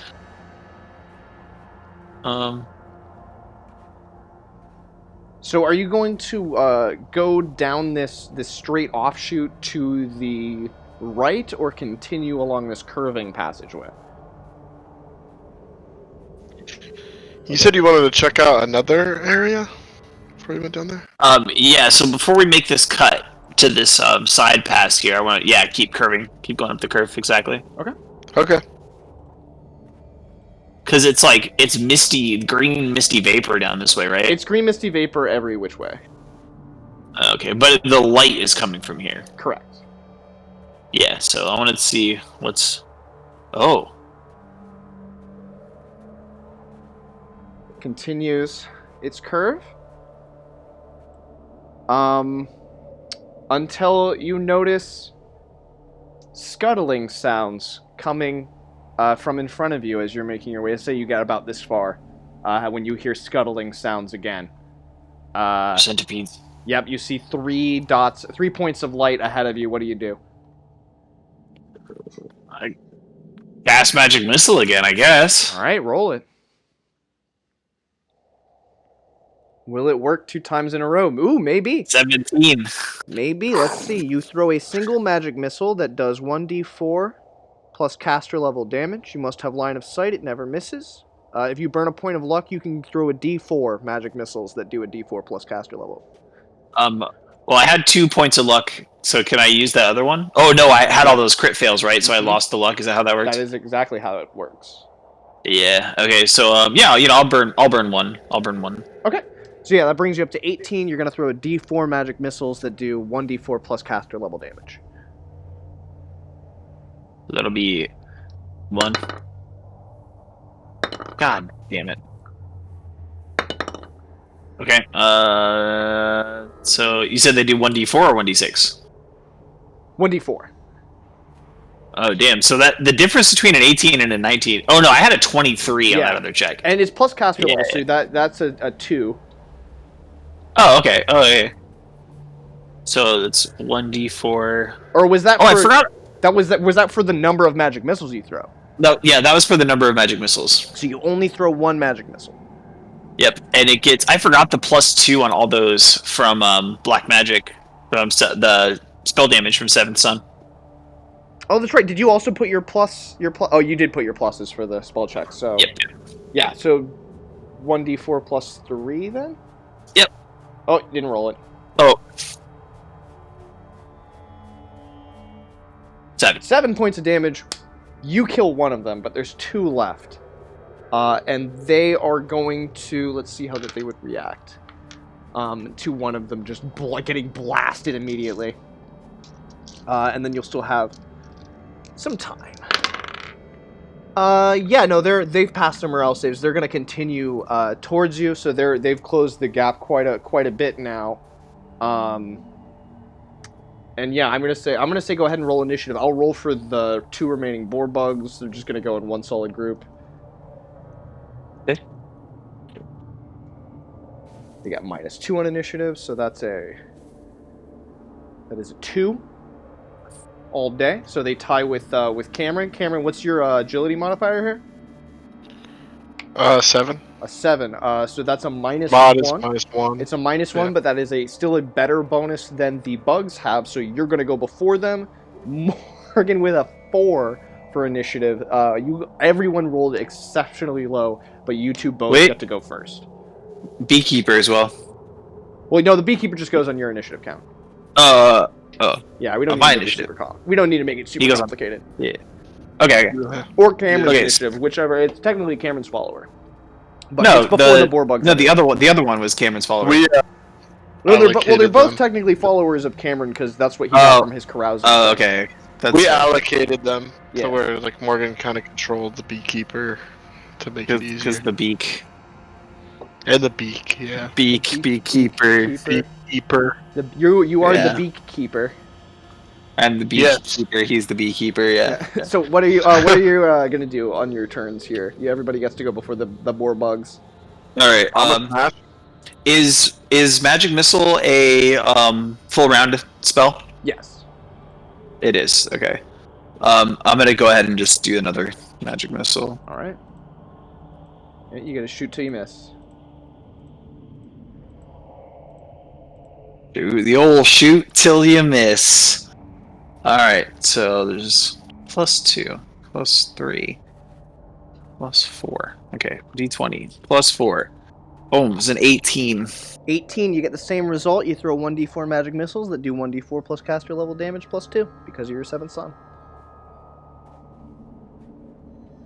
All right. Another one. Another single. It was a D4 +3. Mhm. Yeah. 4 damage. 4 damage. That is enough to kill a second one, but there is still, there's still a third.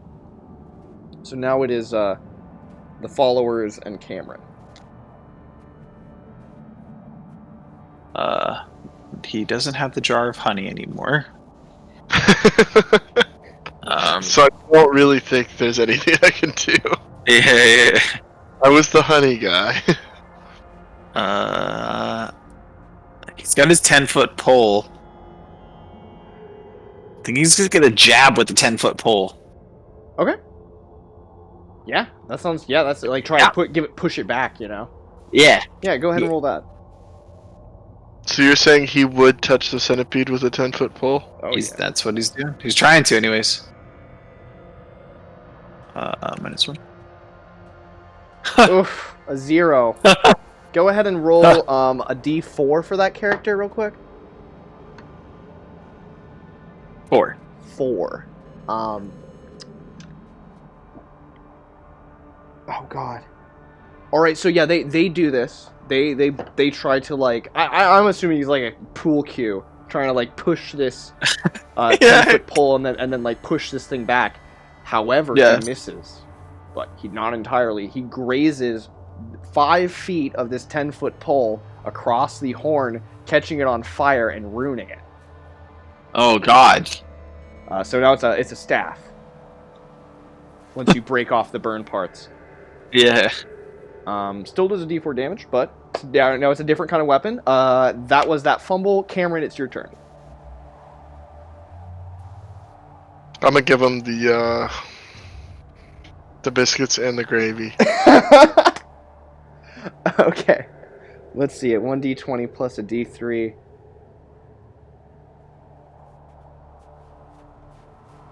7 all day is not going to be enough here, unfortunately. You need at least an 11. I'm just gonna stand guard and look at him menacingly while shitting my pants, because it's crazy. Alright, so Crazy. I'm going to say you were the one to get closest. So it is going to attack your character, since you are in melee with it. And it's going to try to ram you with its horn. And it gets a +1 to this. Does a 3 hit? Does not. No. Okay, so yeah, we're back to the top now. Yes.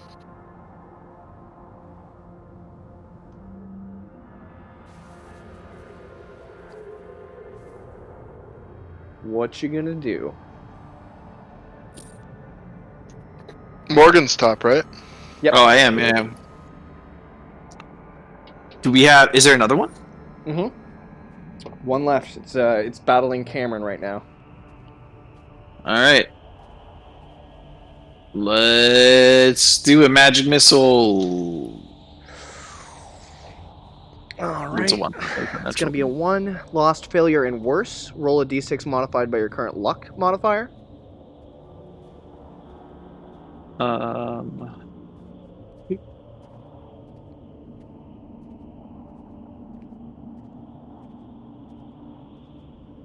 Three. 3.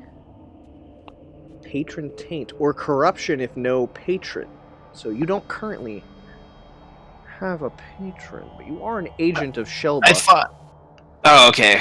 So, she's on my page. I got it. Okay. Yeah, you know, we'll go ahead. We'll see what happens here. Pull up Shelba here. See what your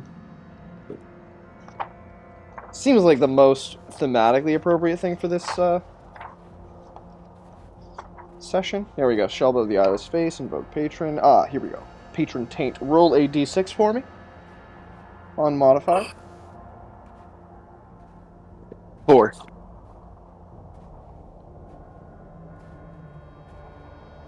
You were touched with wanderlust, growing restless if forced to spend more than a week in a single location. All right. And yeah, so that's just a single location. So like, you just gotta get out there. You know, you can rent a room, but if you have to spend every night in that room for a week, you just start getting restless. Like, you want to go travel. Yeah. And that's gonna be your patron taint from that spell. You're still fighting this boar bug. What would you that was your turn then? Beekeeper and then Cameron. All right. Beekeeper. Let me ask you this: is the burned end? Is it a staff or a spear? Can it be used as a spear? Is it like a jagged end? I mean, it wasn't sharpened. Okay. That's So fair. yeah, I would say it's going to do blunt force damage. He's gonna try and stab with it anyways. Yeah. Okay. Yeah, totally. Just do a D4 damage, but no. That's a 4. That's a 3 all day. So Cameron, it's up to you now. Boar bugs. What you gonna do? What you gonna do when they come for you? I'm gonna come for them. I'm gonna look them in the eye and I'm gonna tell them. I couldn't think of anything, so I'm just gonna go with. And I'm gonna smash him. Okay. Let's see it.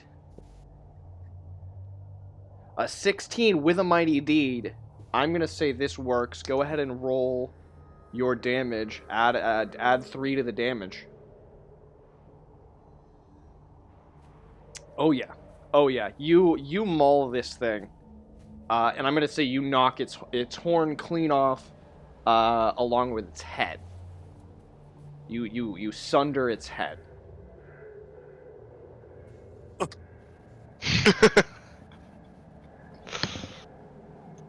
I have successfully sundered his head. Yeah. Useless. I've sundered his head useless. All right.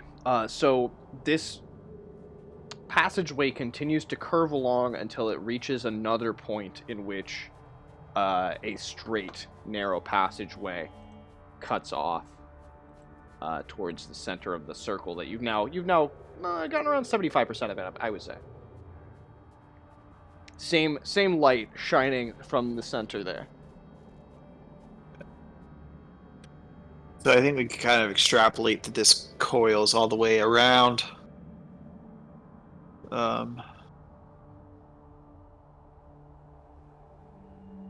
you want to just head on in this way? Mark it? Just continue the path? Yeah. Yeah, there? Okay. Yeah. All right. It's kind of our only option. You scramble along the secondary tunnel for a distance of 30 feet before reaching its terminus. A 3-foot square hole covered by a mesh burnished metal stands before you, breaking the monotony of the tunnel. Beyond the grating is a mist-filled chamber, its dimensions impossible to discern, though through the emerald-colored smoke you can barely make out an L-shaped metal housing, which seems to have once covered the opening through which you peer, but now lies askew. The mist glows slightly, illuminated by a source overhead you cannot make out.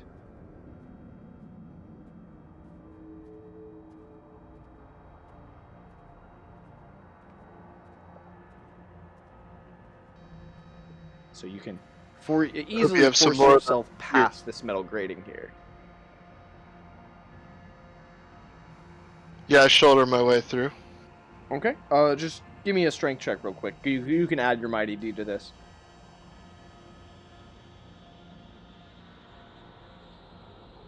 Okay, perfect. You shoulder your way through. You bend this grating until it's a wide enough opening that anybody could easily get through. This chamber is stiflingly hot, and green vapor fills the air, making it difficult to see more than 10 feet ahead of you. Odd, bulky shapes, many bearing a myriad of small blinking lights of various hues, loom out over the fog around you.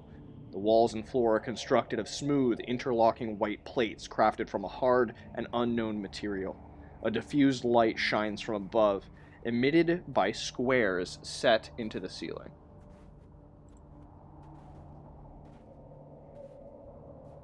Oh. Hope you got some more of those spears. Those magic spears. Oh, hey, did I lose that spell? Which one?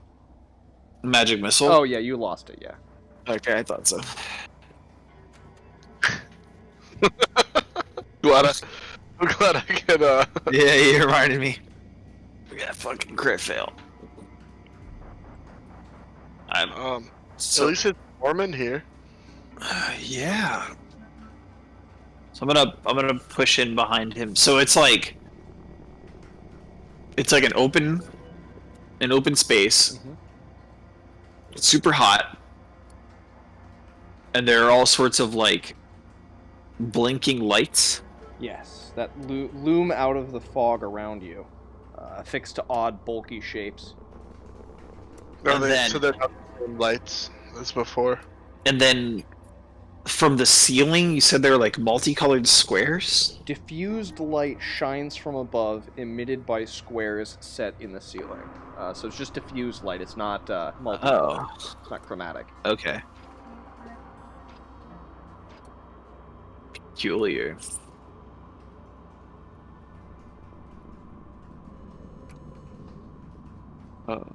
How big is this room, or is it? It's difficult to tell because of the mist. Is that? Yes, you can only see 10 feet ahead of you.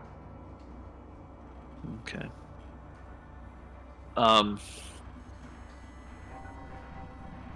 Let's spread out a little bit, I guess. See if we can't figure out the dimensions of this place. Light going on?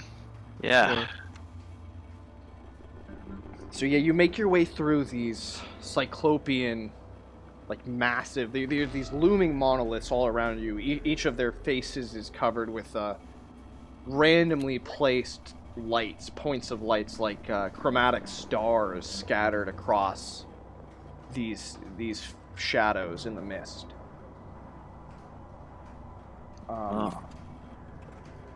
Give me tell me a little bit more about how you're searching the dimensions here. What are you doing? Are you following the walls? Are you looking at? Yeah. I'm kind of like wandering in slowly, carefully, step by step, going in, like looking for a wall initially, and then once I find a wall, kind of like examining its construction, I guess, and figuring out. The closest wall is the one you just crawled out of. Are you going to be following this north or south? Let's go with north. Okay. So here, let me start. I'm going to change our view here.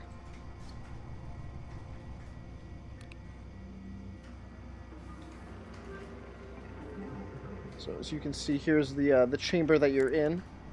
You start following it north, and the wall, it gives way to these cyclopean structures, these strange, towering things. Some of them have windows that are dark.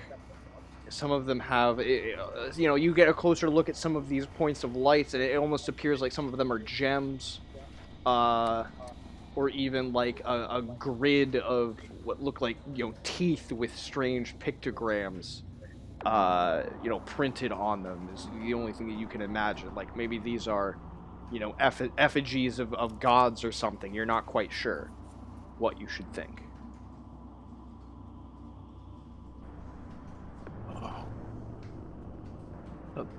Cameron, what's your character's name? Glagmesh. Glagmesh. I'm gonna be like, Glag. What do you make of all this? I don't know. I feel like it's a place we shouldn't be. It seems a coveted place of, I don't know, worship.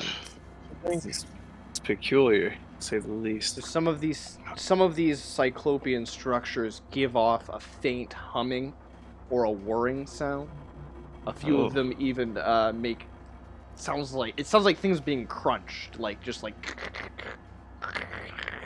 just from within these strange towering monoliths around you. Do you recognize any of this from your time? This is magic. It's most foul. Beekeeper, what do you make of all this? No. I don't. I've never in my life. None of us have. Hopefully we live to share these tales. It's like a shrine? I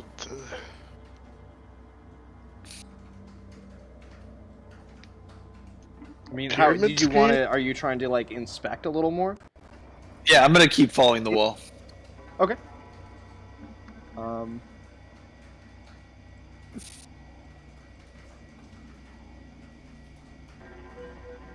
Yeah, you continue around. Some of these machines have tubes coming out of them, pipes. You're not sure of what. Some of these pipes are bend in ways that you've never seen metal bend before, and you begin to wonder if they're even metal. And eventually, you do come around to another opening in the wall, just like the one that you crawled out of with the L-shaped housing pushed out of the way.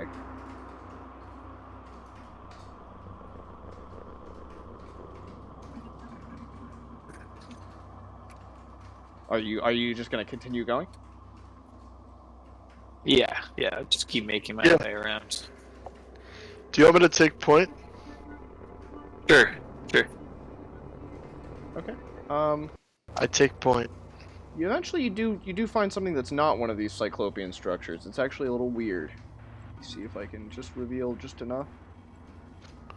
Dude, what the fuck? It's a pillar. It's a pillar that raises up to the ceiling here. I'll just reveal some more of this. Yes, hopefully that's good enough. It has an opening in it. Let me describe this to you. Away from the strange contraptions in this room is a 15-foot diameter circular pillar running from floor to ceiling. The pillar is constructed of the same bright white material that covers the chamber's walls and floor. On one side of the pillar is a narrow opening measuring 6 inches wide and 7 feet tall. Darkness lies beyond the gap. A small, shallow, circular indentation is also present in the pillar's side a few feet away from the slim opening, just 3 feet away.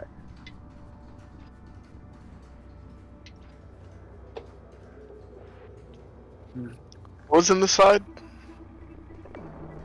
Near the opening, next to the gap, is a shallow, circular indentation. It's like a dent. Yeah, like something, but it seems to be a bizarre shape that it is indented with. I'm gonna keep walking around the room more to see. Yeah, just like do a complete lap here. All right. Go ahead and reveal the rest.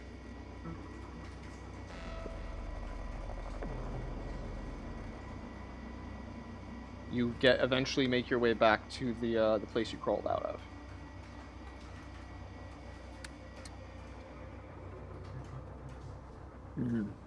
I've never seen anything like this before.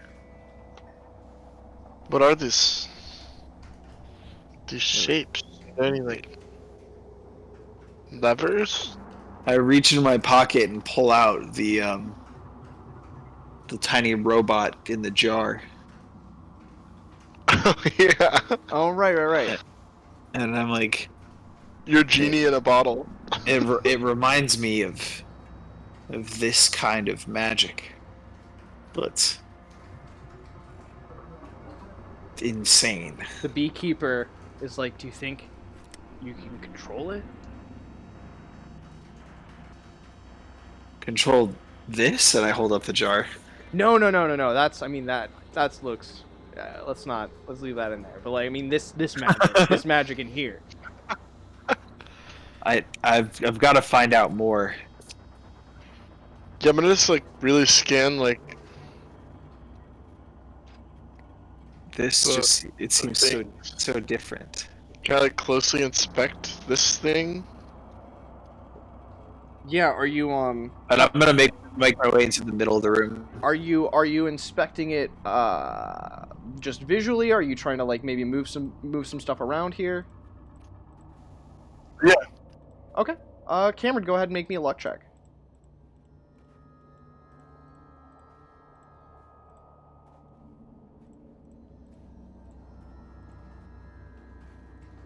What'd you get?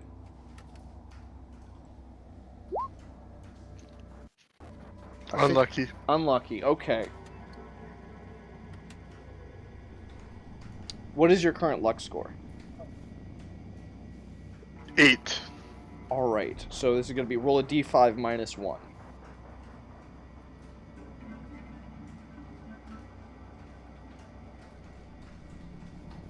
2. All right. I need you to make a reflex save.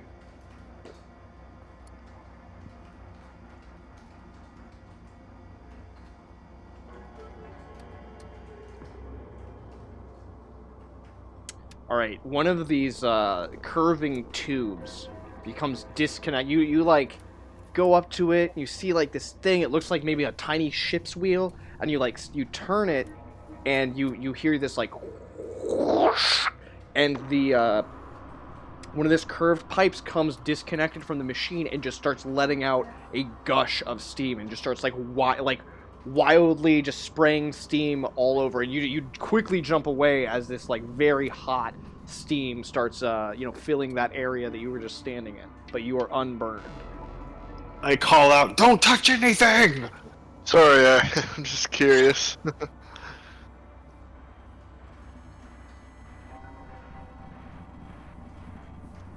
So can I inspect this thing that we don't know what it is, the cylinder? Yeah, absolutely. Describe a little bit more of how you inspect it. So it's a giant cylinder sitting in the room, right? Mm-hmm. Then And there's an opening in it, right? Yes. 6 Okay. inches wide and 7 feet tall. Beekeeper, why don't you check in the hole? All right. Go for it. Good luck, beekeeper. He's got the thinnest head. So, All right, I'll give him a so- good forearm. I'll give him a good forearm handshake before. So You know? he starts trying to wriggle his way into this opening. He's got a bit of a paunch though, and as he's wriggling his way in, you notice that the door starts to give a little bit, like this opening, and you notice that it's just like it's a sliding door that slides into the this cylinder itself. So like with a little bit of work, with a little help, you could open this thing up the rest of the way. I've heard about doors like this in the Far East. Perhaps this is some Eastern magic. Hmm. Theirs are made of paper, though, from what I've heard. Ah, Yeah, beekeeper, here, see if you can help us with this. Push this door. Oh yeah, I mean the beekeeper he's trying to already wedge his way in, so he just needs a little assistance from one of you. Yeah. got it. All right, so you jostle the door a little bit, and it just it slides right open fully, and the beekeeper kind of like stumbles into the room. He's in the center of the room, of this circular tube, and as the door opens all the way, you hear a click, and then you also hear a and circles, like rings rather, of purple energy start to form in this chamber, and they're completely surrounding the beekeeper, who's standing in the center of this tube, and he looks very, very frightened as he slowly starts to lift off the ground, and he starts floating up in the air, 5 feet, 10 feet, 20 feet, 30 feet. He's call out out, of view. He's screaming. I'm like, are you in pain? No, my God, I gotta get down! You gotta get me down! Do you look up into the tube? Yeah, if I can see up Yeah, without putting my head in there. you can kind of like crane in a little bit and get a good look up at the top, and you just enough to see him disappear up somewhere up at the top of the tube. Like you can't see without going in further, but you just catch the last glimpse of him as he disappears from the last safety. We follow him. He's not in pain. You follow? Oh God.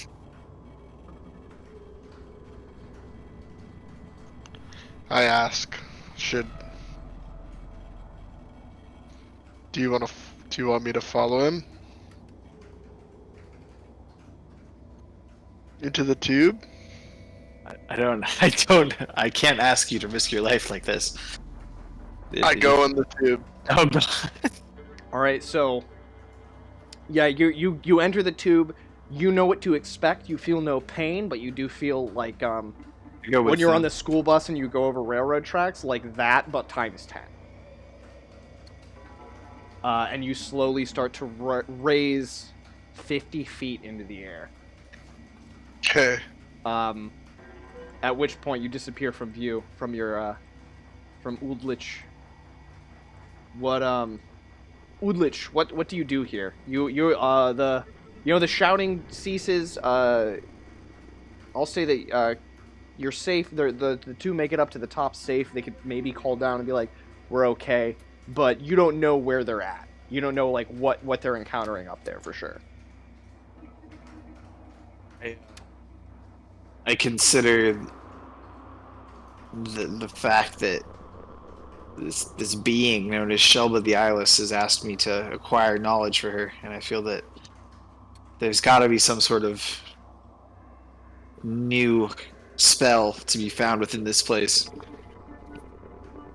And well, if everybody else is dead, then I don't have to go back by myself. But to be honest, what's life without a little bit of adventure? So I step into the tube. You step in the tube. You feel your stomach drop as you slowly rise 50 feet into the air. And eventually you come to another sliding door that opens automatically, revealing that the space beyond the mysterious magical tube is filled with verdant plants. You slowly float through the now open passageway. Leafy fronds and tendrils spill over the sides of low-walled beds that are situated about this room. The air here is warm and humid and carries the fragrance of a multitude of odd, colorful blossoms. At the far end of this 50-foot wide angular room is a doorway set in the opposite wall.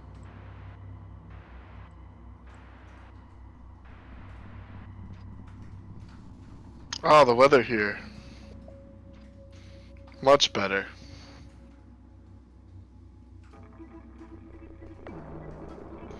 Glad I took the tube.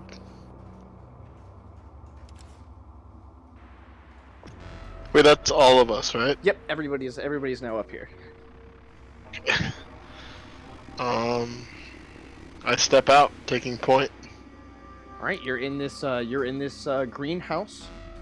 It would seem there's plenty of fronds and plants and roots and tendrils around, and then again there is a doorway set in the opposite wall. I let everyone gather their wits and ask them, should we carry on then, or? Do these plants look familiar to me at all? I've traveled a fair amount of this continent. Roll an intelligence check. Both? Yeah. Hi.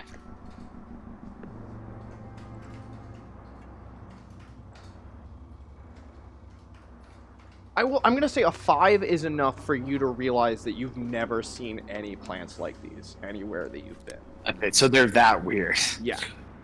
Okay.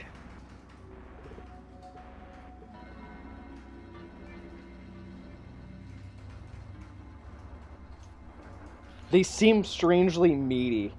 Like there's a lot of heft to them. Oldie boy. What is this place?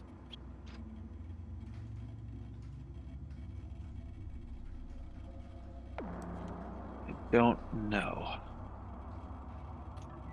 Shall I explore the doorway? Okay, this door has a similar indentation on it as the tube did.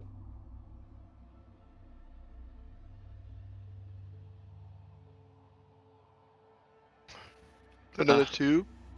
No, it has the same kind of indentation near the doorway.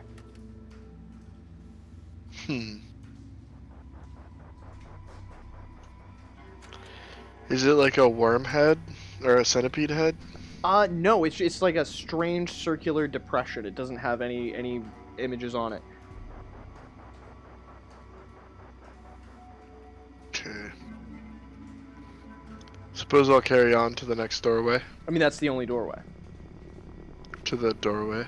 Yeah, so. Yeah, both the doorway and the door to the tube that has automatically shut have these depressions next to them. And they're just plain depressions. They lack any specific indentations or anything. They're just kind of like this weird circular depression. They are circular. Yes.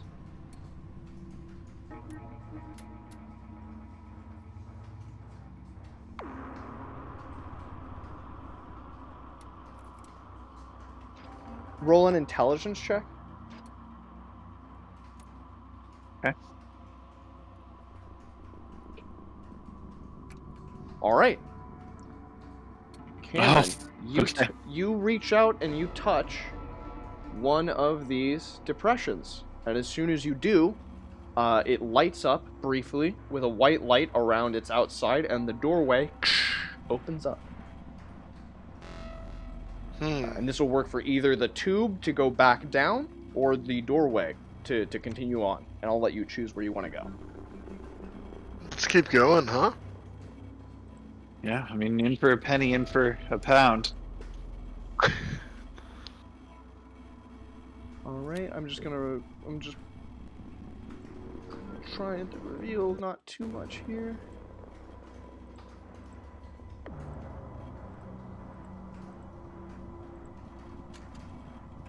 Almost. There you go. And boom. Oh. The floor of this 30-foot wide square chamber shines under the bizarre glowing panels overhead. Patches of ice and puddles of slush cover the entire floor. 4 short hallways exit the room, one at each of the cardinal compass points.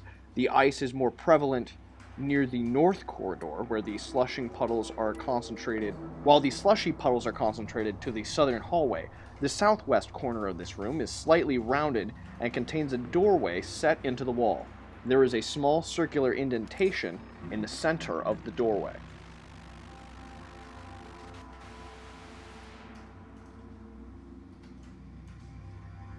Center of this doorway? Yes. Okay. Well, we know how those work now, so Yes. you just touch it a little bit. Do you go over that way? Yeah. All right. As Hold you on, step hold into on, the hold on, chamber, Hold on. This floor is icy? it's wet. It's icy towards the north. It's slushy to the south. Okay. Be careful. Walking on my clawed toes, Okay. or whatever you said to me. Grip with your toes. The door behind you shuts. Oh. Mm-hmm.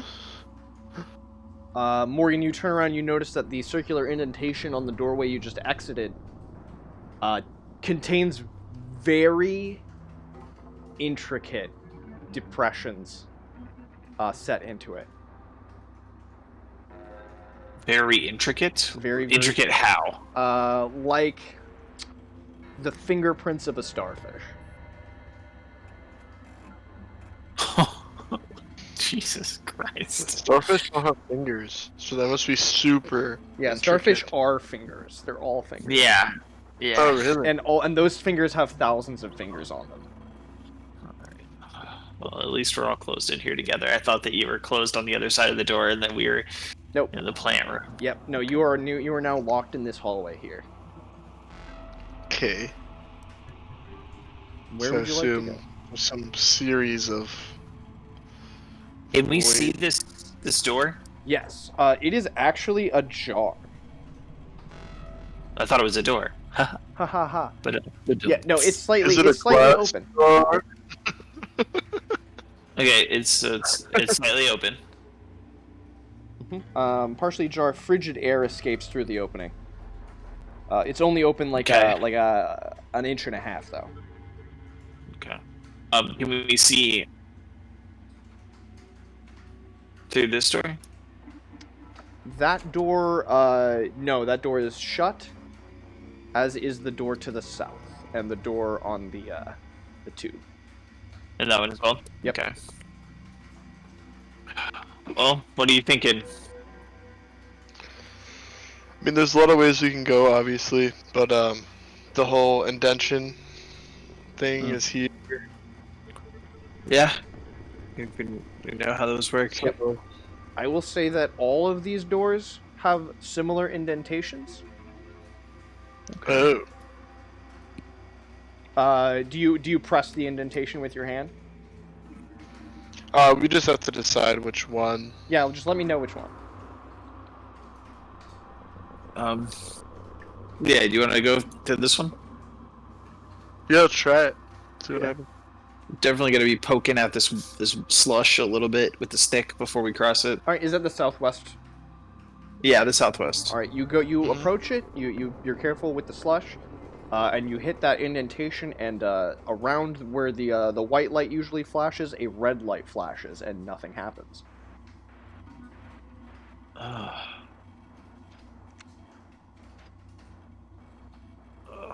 And you said the other doors have similar. Correct.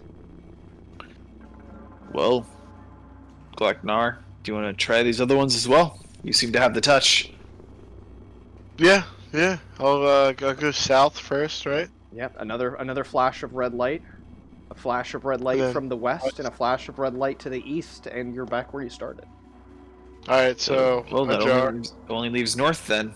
All right, through this 1.5 inch gap, you see drifts of snow and faint blue-white light coming from this opening. Let's see if I can't use the remnants of that the 10-foot pole Mhm.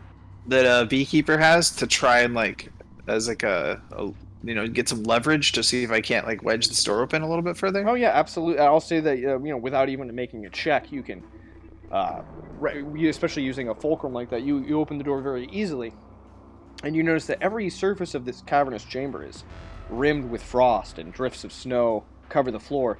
Blue-white light filters into the room from a massive hole in the ceiling that reveals glacier ice beyond. Further inspection of this chamber is suddenly curtailed when a snow-white towering beast lurches into view and falls upon you with snarling fangs and claws. Roll initiative. Fuck.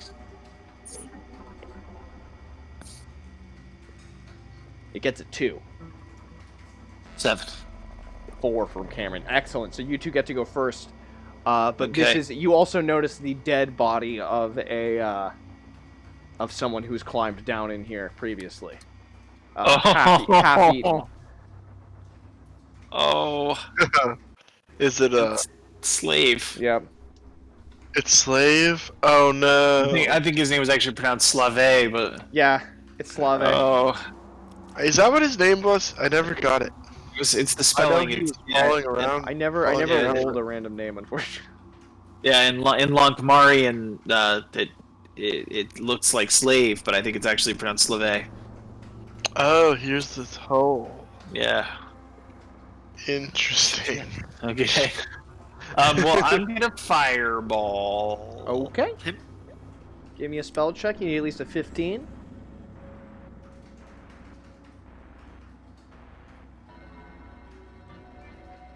Fuck me. Remember, you can use that agent die whenever you want. As long as So what does it do? you What roll does the agent die you roll a do? D10, and if you're Okay. doing it for rejuvenating your hit points, doing a skill check, or casting a spell, the lower you get, the better. So if you want to do that now, you can. Okay. Roll a D10. That's a 7. A 7 on wizardry is a +3 to your spell check. Oh. So it's a 15. Yeah, so it's right on the money. You do 3d6 damage. And your agent die is now a D12. So keep that in mind. Okay. So 3d6 plus it is the black magic +2 to hit and to damage, or is it just to It's just to, have... yeah, I think that's just to. Okay, so but your the- seventh it's son thing is the seventh son? Yeah, constant. Yeah. So Okay. let me see, Plus fireball. 3d6 plus 2. So 14 points of damage. And what is the manifestation of this look like? Are you just doing like the gush of fire? It's like lava. It's like liquid fire. That's right. You blast Yeah. lava like out of the palm of your hand at this thing. And do you Yeah. have a mercurial effect for this spell? No, I don't think I do. Okay. So yeah, you just Yeah, no, like fireball is like I don't have any stipulations or anything like that. It's just like, it's just a thing that I know how to do. Okay, hold on. So I goofed. You need a 16 to do this. So you still have to burn a point of luck, but it looks like you have some fleeting there. Yeah, I'll just use that fleeting. Okay. And you do 14 points of damage, which I believe is going to kill this thing. Yes. Yes, it does. So you blast this thing with lava, and you burn. I mean, its fur catches on fire, and you burn this thing down to the skeleton like in less than 10 seconds. The blood of the earth spills from my hands. I grab the chains off of Slave. Okay, good. Yeah, I'll say that those are still there. And my agent die becomes a what? A D12. 12. D12. Okay. And I look at his rock, which I'm sure he's clutching. Yeah, he had that strange rock in his hand, and you find his hand just a few feet away from the body. Is it clutching the rock? Yeah. Oh. You just find like a fist, kind of like half buried in the snow. Great mounds of shattered ice and piles of snow nearly fill this cavernous room. In several places, the remains of broken furnishing protrude from the avalanche, suggesting this room was once a living area. With the exception of a small wooden box half buried in a snowdrift, whatever this room once contained is now permanently entombed in ice and snow. The pile of icy debris is greatest beneath the fractured ceiling. The heap terminates just below the holed ceiling. Near one wall, another large pillar with a rectangular indentation set in its side runs from floor to ceiling. The area surrounding the pillar is only partially covered by snow and ice. So with the doors ajar and with a few, I would say probably a few hours. No, yeah, you could probably clear the debris in under an hour, I would say. To get. Yeah. Let me ask you this: did the heat from my my fireball make any of that this ice clear up? Some of it directly surrounding the Yeti. Okay. Roll an intelligence check. Okay.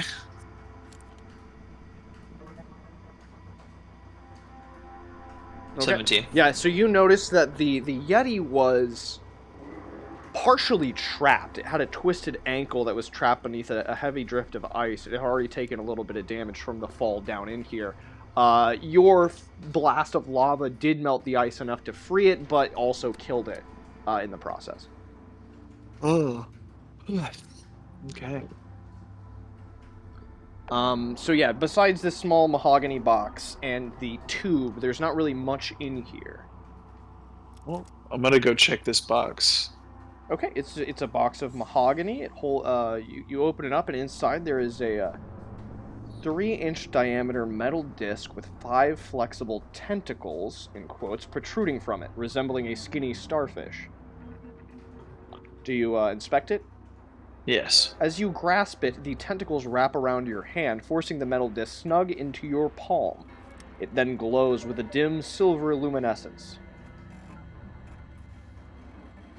Looks like that's the key. Oh. Creature, can you understand me? Oh, it's dead. No, I'm speaking to the thing that's attached itself to my hand. To the thing in your hand. Okay, no, it does not respond to you. No, like the key for the door, maybe, hopefully. Disc.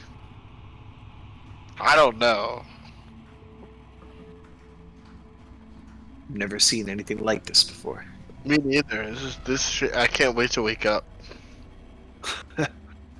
Because this shit is crazy. Could you imagine this is all just a fever dream from some Lankhmarian wine? I got hammered last night.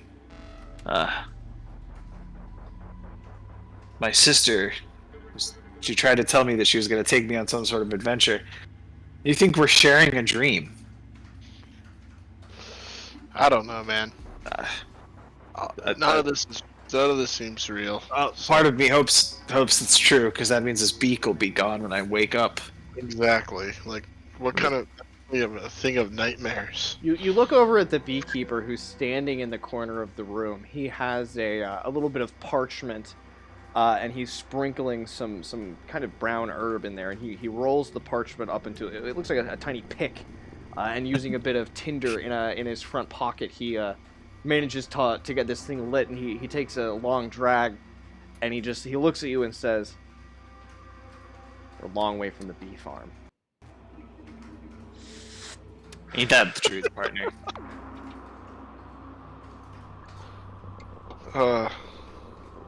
Yeah. I don't see any bees around here. Do you want to try to use this key card? I mean, this disc? I want to clear some of this ice off of whatever these things are and see what we can make of this place. I feel like we're going to be here for a while. Yeah, I'll help. Shovel you- stuff. Just, are you trying to like Take an uncover hour. the furniture or the lift tube? Yeah. Uncover like this shit. Okay, yeah. It takes a good. It takes a good long while. That's gonna take about an hour. Yeah. You what you end up uncovering is like some very nice furniture. I'm talking like Baroque, and you don't even know what Baroque is. It really Okay. blows your mind just the amount of like filigree and detail in all of this furniture. Even like the coffee table has like very intricate geometric patterns and designs like carved directly into it. Yeah, you're completely blown away by all the craftsmanship here. But that being said, all of this furniture has been ruined by the cave-in and then by being frozen. Like, it's not, you're not gonna be able to like, get a dining room set from in here. But you do get an idea of like whoever gathered this furniture gathered it from some of the finest carpenters and furniture makers in all of Nihuan. Dang. Like, this is the kind of stuff like you would find potentially in the Rainbow Palace or in the, the Forbidden City of Hoboroxy. You've heard of like legends of stuff this nice, but yeah, never in your life have you actually encountered any of it. Decadence. That always gets in the way of enlightenment.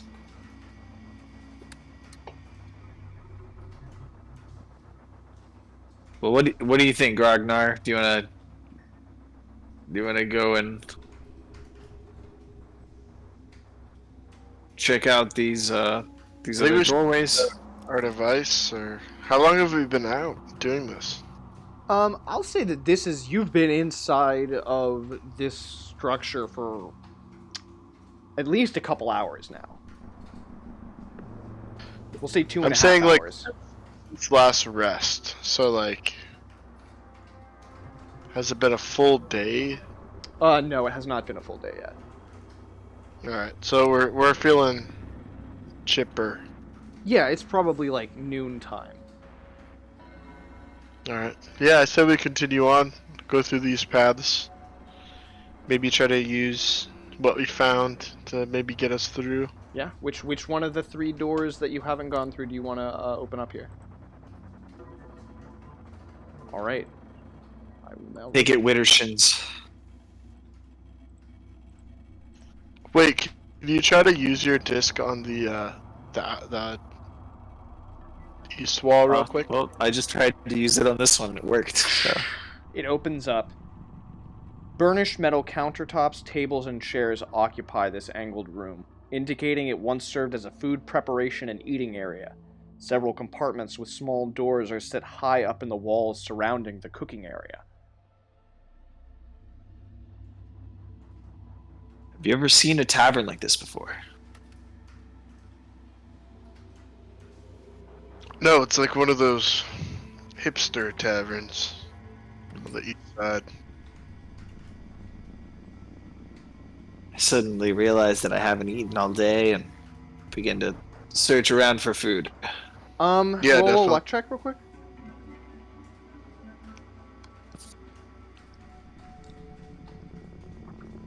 Fuck. What'd you get? I got an 18. An 18. Okay. All right. And then wait. What's your? Did I say luck? What was your intelligence modifier? +1. Okay, you find a.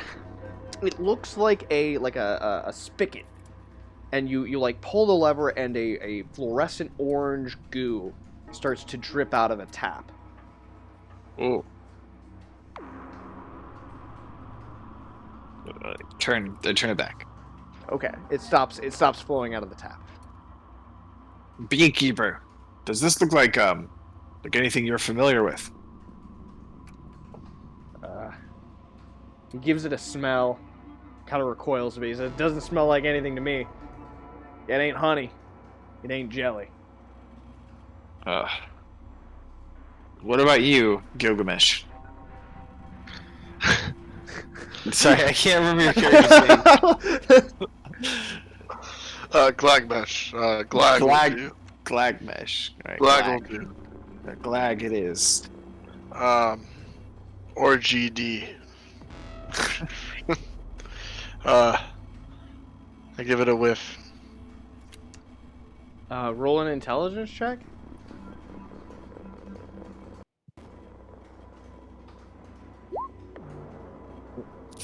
Oh yeah, I mean it smells not great, but you're almost certain that you could eat it. I'll eat it. All right, roll a fortitude save.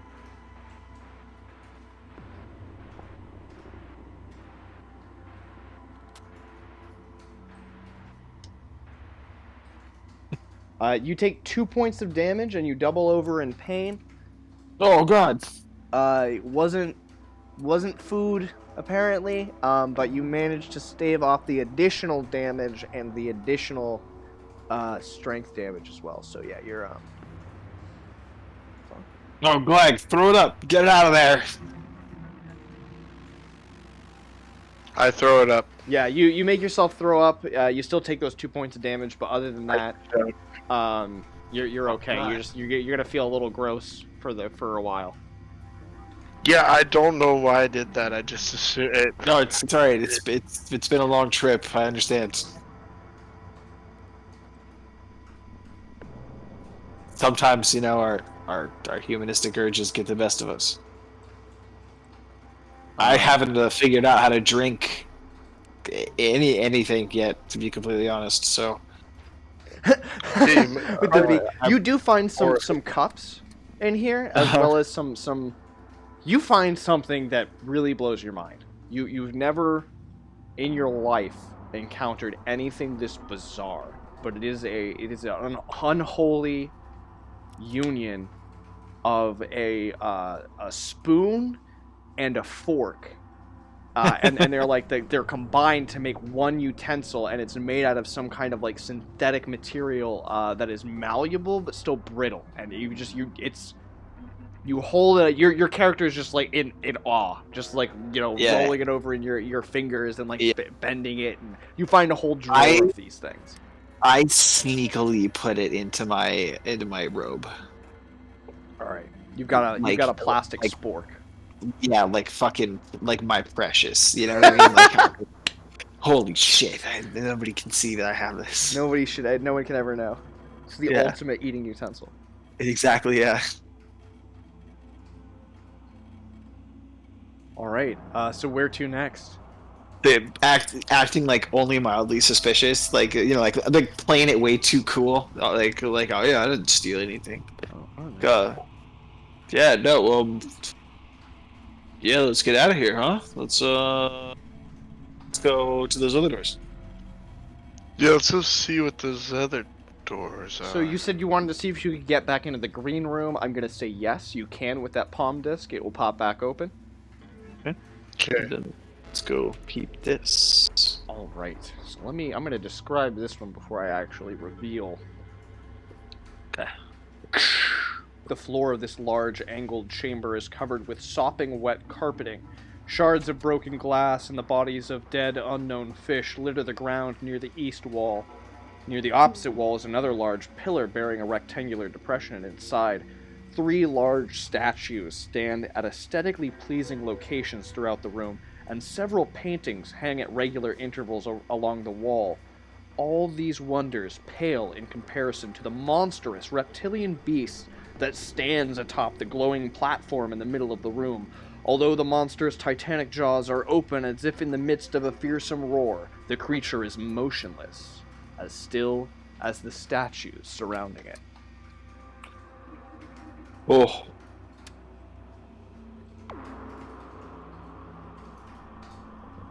Be careful, Glag. I've heard about magic that can keep creatures still. Proceed with caution. Did you just tell me? Did you call me Glek? Glag, right? Okay. Glagmesh? Glagmesh? Alright, so Black. what do you do here in this chamber? Uh, I'm gonna look at this creature in the middle and say, do you think that this is one of the? What do you think this is? Some sort of deity, perhaps. listen, I don't know. This is just a dream, so I can fly right now if I want to. So, I'm gonna try to take flight. Are you trying to take flight up to the monster? Just in general, just like lift, like hover. I'm gonna be like, watch this. It does not work. Yeah, you think you're like lucid dreaming right now and you can like jump up, but it does not. It does not work. Oh shit. Oh, wait, hey. Oh no. You can't fly? No, I don't think this is a dream. I'm gonna go up to Glag Oh, and just slap him a little bit on his face. Oh God, it's Be real. like, wake up. Oh.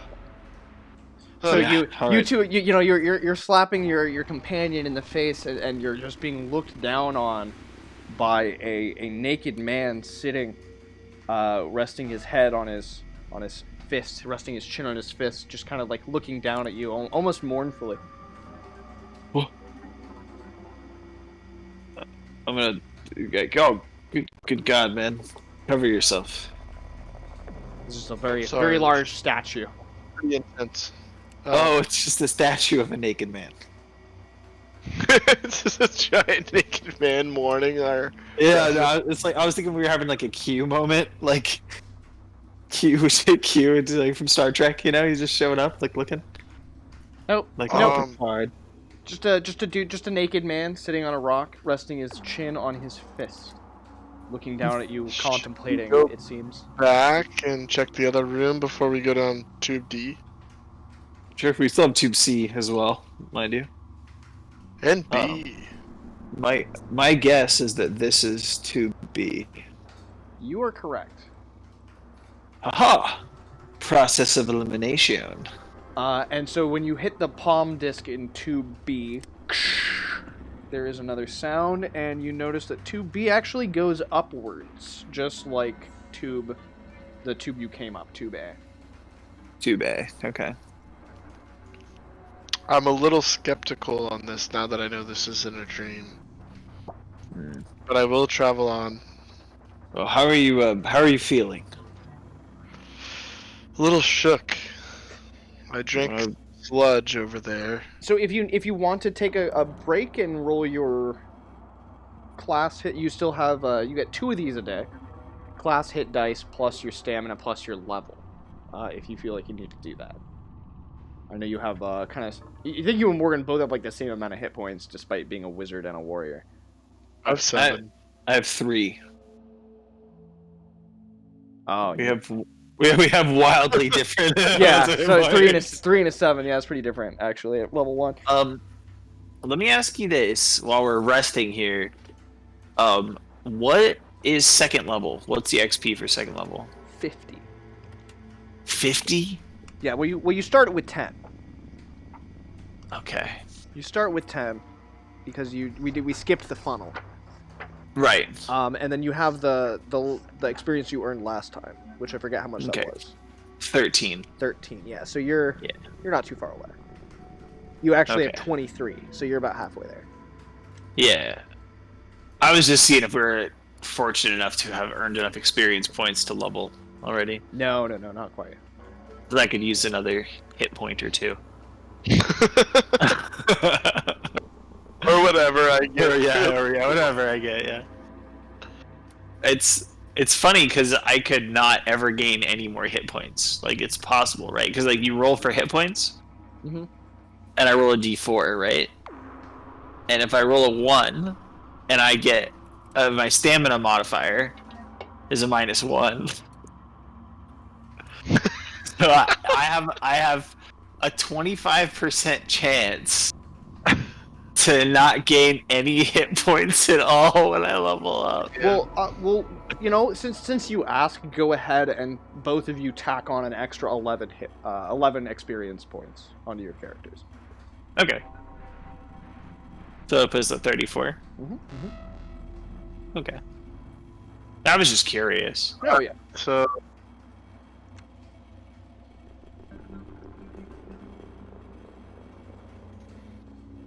do we need to take a rest? I don't need to take a rest. Yeah, It's if you like, don't need one, you don't need one, and Okay. we'll move on to wherever you want to go next. want to go through a tube. Gone through tube A, so should we go through tube B next? Actually, one more question. Can I use shields?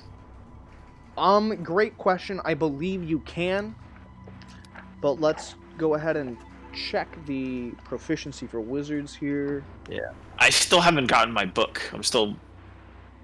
The wizard is trained by the use of dagger, longbow, longsword, shortbow, short sword, and staff. Wizards rarely use armor as it hinders their spell casting. Shield is no exception. Yeah. You'll get a -1 to your spell check.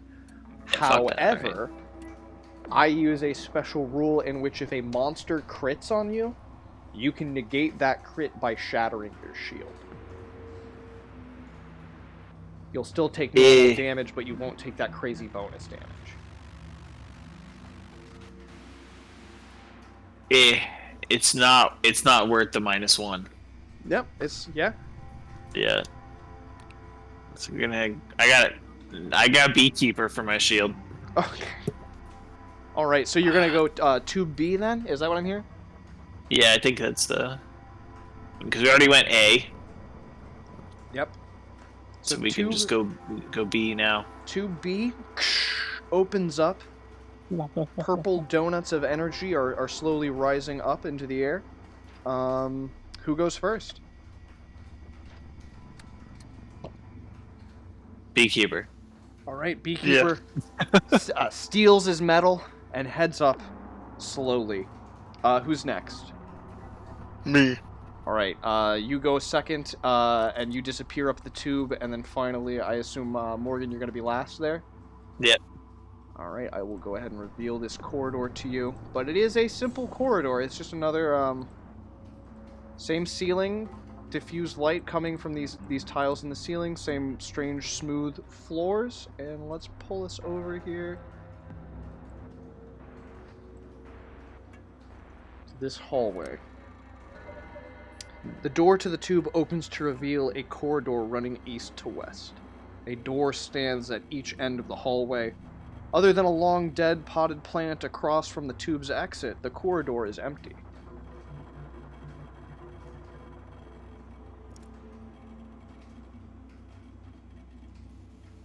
So north or south?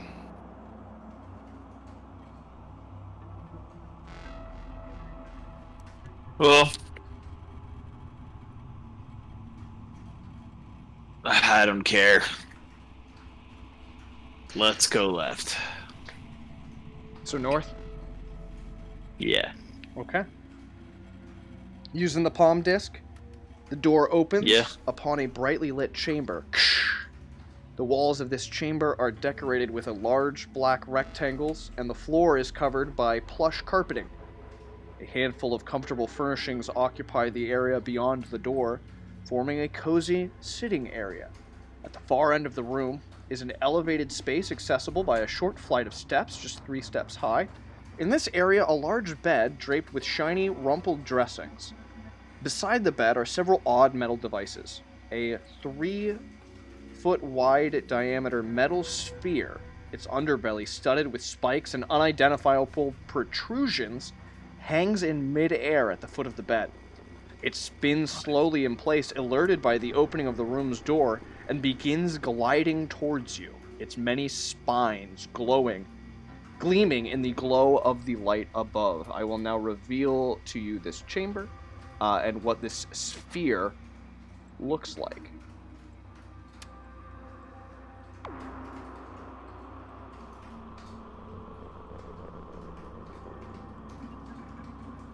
Oh. And so the sphere's here at the end of the bed. Let me ping that. And as soon as you enter this chamber, it starts moving its way towards you. What do you do? Does it make any noises or anything? It's silent. I hold up the starfish to it, Okay. and I say, Nope. what? Yeah. What do you say? What do you say? be still, creature, we come in peace. So I'm gonna assume that you like stand in the front. You have this sphere. You hold your hand out. You're just stay back, creature. We mean you no harm. We come in peace. And Yeah. it continues to move silently towards you. It's 5 feet away from you. What do you do? Can we shut the door? It's 5 feet away from Morgan, Oh. who is I assume taking point here, 5 feet in front of the door. It's making no sounds or anything? No is floating about a few feet, about 3 or 4 feet off the ground, and it's now it's slowly moving down those stairs silently. It's coming across that coffee table. And it's covered in spikes? It's covered in spikes, just as the illustration shows. These look like syringes or something. Mm-hmm. I'm gonna start backing away. Okay. It begins to move up towards you. It actually moves past you towards Cameron's character, towards Glegmesh. And Glegmesh, what do you do? It is right on you. How are you gonna respond here? Smash it, I guess. Glag smash. Yeah. Okay, so I need you to make a reflex check to avoid its initial attack on you.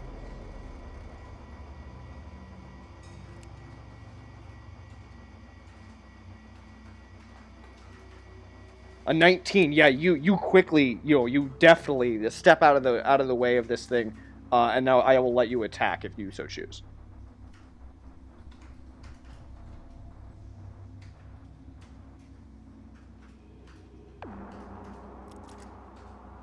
A 10 misses. You need 5 more to successfully break this thing's AC. The beekeeper. What's the beekeeper gonna do?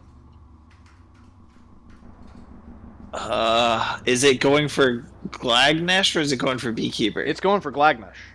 Oh, okay. Yeah, Beekeeper's gonna try and slap it with the stick. All right, roll it.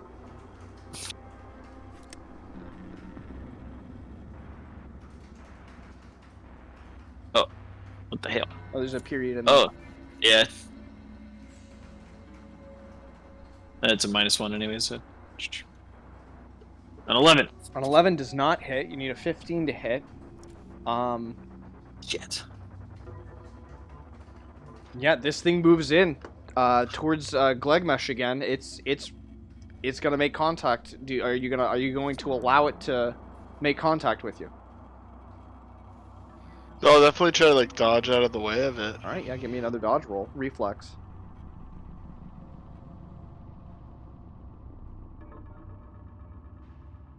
A 6, yeah, you just barely make it out of the way as one of its needles extends and it's glinting, and you notice there's a little bit of a liquid that's forming at the tip of this needle. Ugh. All right, what are you all gonna do?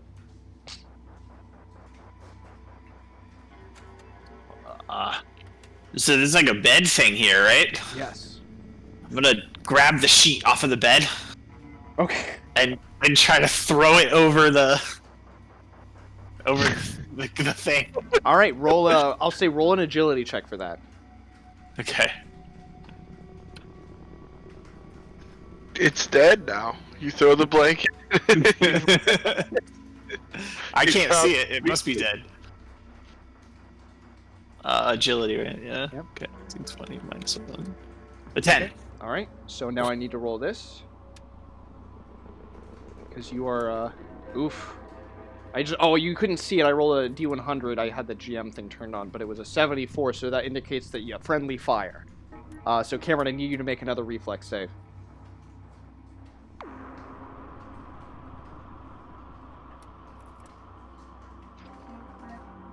All right, you need to burn some luck, or you're gonna be covered up by this blanket. Sorry. Do you want to burn the luck, or do you want to take the blanket? Take what the blanket's gonna give you. I'm gonna take the blanket. All right, like, okay. You take the blanket. The blanket covers you. You're trying to get your maul. You're trying to. You can't see now. You're blinded. So you don't get to make a reflex save. This spiked ball that's very menacing looking finally makes contact with you.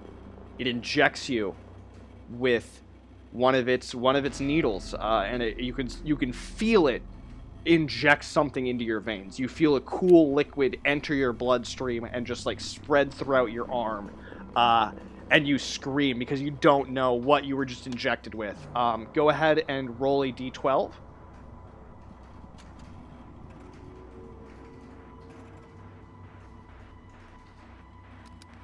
You regain all of your hit points. You're back at full.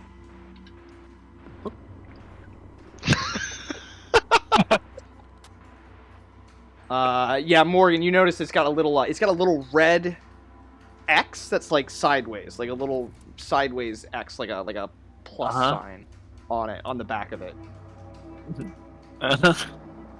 And then you look back at the bed and you notice that there's a very dark humanoid looking figure that's dark because it's rotten mostly. Oh. Now cold. A because 7 you took yeah, it a right 7 away. foot tall withered human form, face locked in a painful rictus of death, stares up at the ceiling from the bed. Jesus. In its desiccated right hand, there is a palm disc that looks similar to the one that you have currently.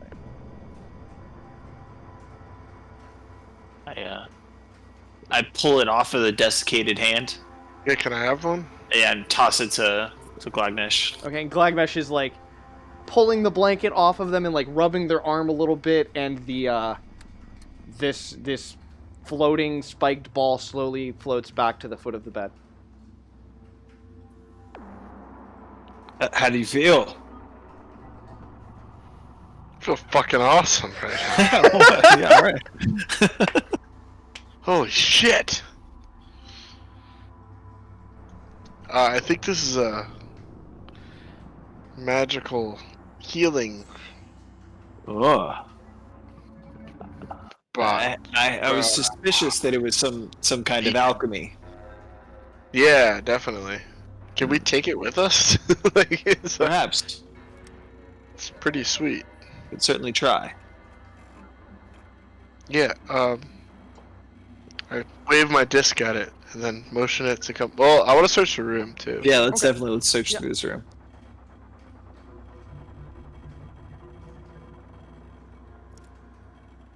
Do you like? There are a few can we, other strange machines in here. Okay. That, like whir and hum and click a little bit. Okay. Treatment. The black rectangles on the wall look like maybe they used to be windows of some kind, but they're just completely black. They're just these weird rectangles along the wall. And other than some nice furniture in here, there's really nothing of note. Let's see. It seems like maybe Look, some of the stranger machines that are near the bed are also like hooked up to this corpse. Oh. Yeah, they were trying to keep him alive. That's why Hey. this thing here. I take a look at this corpse. Does he look to be from the Far East? He looks very strange. 7 foot tall, lithe features, pointed ears, and the skin, although darkened with age, darkened with mortis, I should say, seemed to initially be some form of green or gray. Mm. Non-human. Have I ever seen an elf before? Absolutely not. No, there are no demi-humans in Nahuan. Okay, have I ever? So they're like, elves are like fabled creatures, if anything at all. Yes. Yeah. Fairies, spriggans, sprites, that kind of stuff. Yes, but no full-grown human-sized fae creatures. Okay. Curious. Looks like some kind of goblin or troll, perhaps. A long goblin. A loblin. I hate it here. But what about this alchemical sphere? This is not awful. That's the only thing. You look more muscular. Have you been working out? I'm working out my future after coming exploring here. Well, now you've got a starfish for yourself. Yeah. These creatures are helpful. I get. Yeah. I guess. All right, where to next? I guess. Come on down this way. All right. Which palm disc do you use? Liches or Glegmeshes? Mine? Wait, is his also a circle? They're both circular, but they look different. One, Glegmeshes glows with a gold light. And then mine is Silver. silver. Okay. Oh shit. I'll use mine since You put your disc into the depression, your little palm disc. It flashes gold 3 times, and the door opens right up. This chamber here. Beyond the sliding door is a gloomy chamber, lit only by stuttering strobes of blue-gold light. Spaced about the room are several metal plinths, many surrounded by translucent fields of azure light studded with golden sparks. A handful of these glowing curtains flicker on and off in no particular pattern, vanishing and reappearing before your eyes, allowing a better glimpse at the objects surrounded by the fields. Atop each low pedestal is a curious item, a strange sword, a large shield, and a bizarre statuette are easily identified.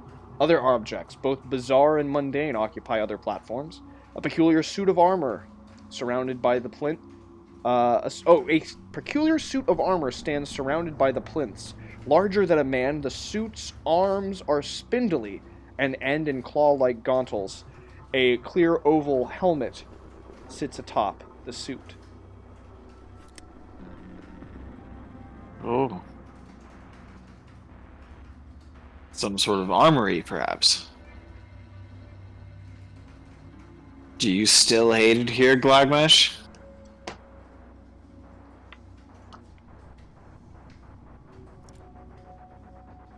What? What'd you say? I said it appears to be some kind of armory. Do you still hate it here? No. Yes. Yeah. Yes. Mostly the Yetis and I mean like the whole like area of the continent we're in. Not just Yeah. It's awful. Yeah. Generally speaking. Oh, I wasn't talking about this dungeon. I meant your homeland. My ex homeland. I left for a reason. Yeah. And completely by choice, I assure you. Yeah, no, I would too. And I totally believe that. Yeah. Good. Awesome. All right, let's continue. Never Is there any talk about armor it that again. will fit me? Yeah, he said there was like a suit of armor. Like there's like a sword and a shield. Yeah, so on the second plinth, you notice there, number 2, There is a suit of rosebud and briar decorated full plate armor once belonging to the Knight of Petals. Oh. Shit. Intermittent security field. So it would be possible, as the security field around this plinth is flashing active and then inactive, you could potentially, with a good strength check, pull this armor off of the plinth and take it for yourself. Yo. Jeez. Yeah, I say mine. Do you move over that way? I do like a after you, good sir, and allow him to go. Which one is it? Number Which 2. number? Number 2, he said. Yeah, I say. Oh, can I use a special thing for it?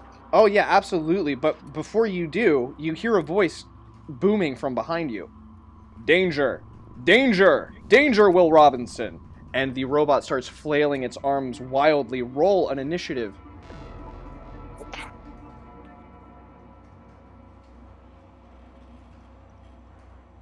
Oof. Cameron gets a critical fumble, so he's going to go last. And Bobby the robot is going to get a Bobby. +1. Amazing. A 15. So the robot's going to go first.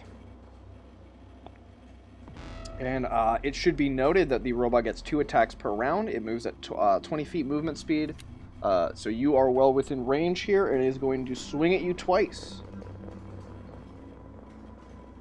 A 5 does not hit, and a 17 does hit. That does. Yeah. Okay, so it's going to do a d6 damage to you. And you take 2 points as this robot, like, just blasts you right across the cheek. Okay, I'm gonna blast his cheeks. Well, Morgan's going to go... Morgan and the I know. beekeeper are going to get to go first with that fumble that you made, but we'll see. Yeah, we'll see what goes down here. What does the forget spell do? I believe it causes people to forget. Oh man, okay.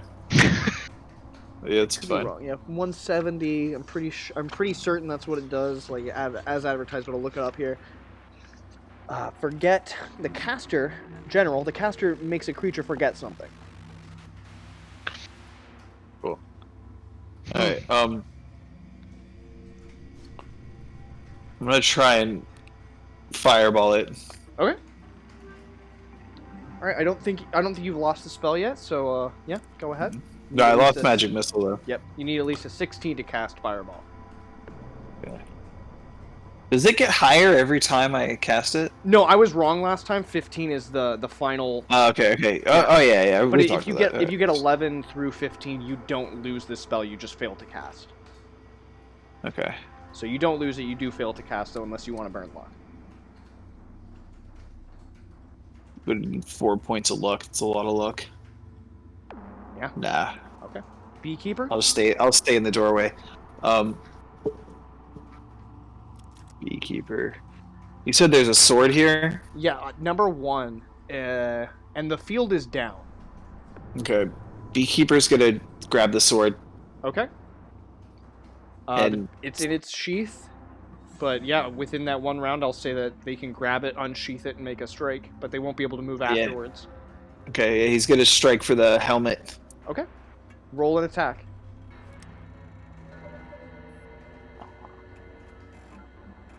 I don't know what the fuck that was. Yeah, that was weird. I think you put too many minuses. I did, yeah. A 6 does not hit. A 6 does not hit, unfortunately. But they unsheath this sword, and it is a katana. Oh shit. Now it is Glegmesh's turn. What would you like to do, Glegmesh? I'm gonna smash this stupid helmet. All right, roll it.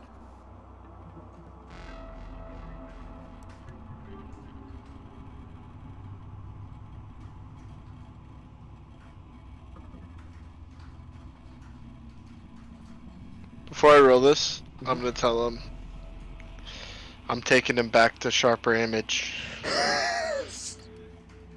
In the Mall of Millennium. Yeah, I know. Ooh! Oh my god. Okay, Yo. that's a critical, and that's also a mighty deed. So you're gonna have 2 effects on this one. Everyone's gonna get fleeting luck, and Go ahead. What is your what's your critical die and table? D12. On what table? Wait, what? 3? Crit. You have a crit table as well as a die. Crit table 3. Okay, cool. I've got one in the book. Go ahead and roll that. D12. Modified by your luck modifier if you got one.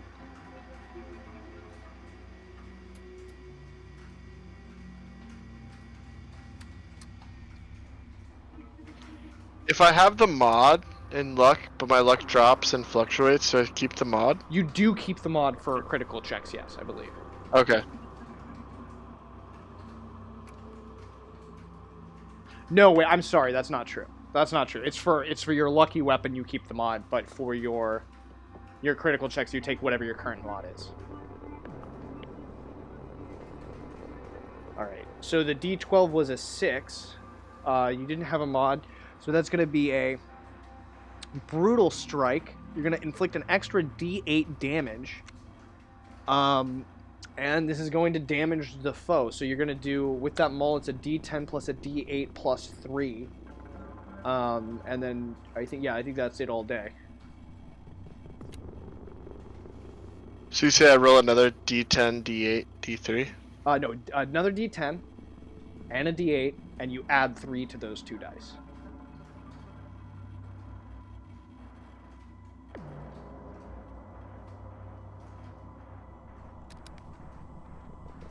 $16 points of damage. Okay.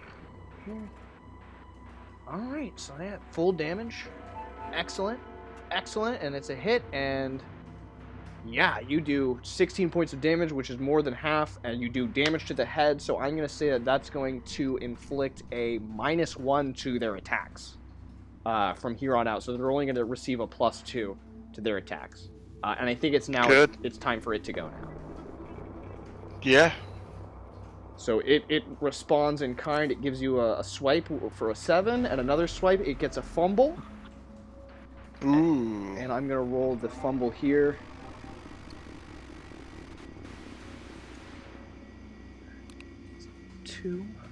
And a... Alright, gonna get a quick one of these.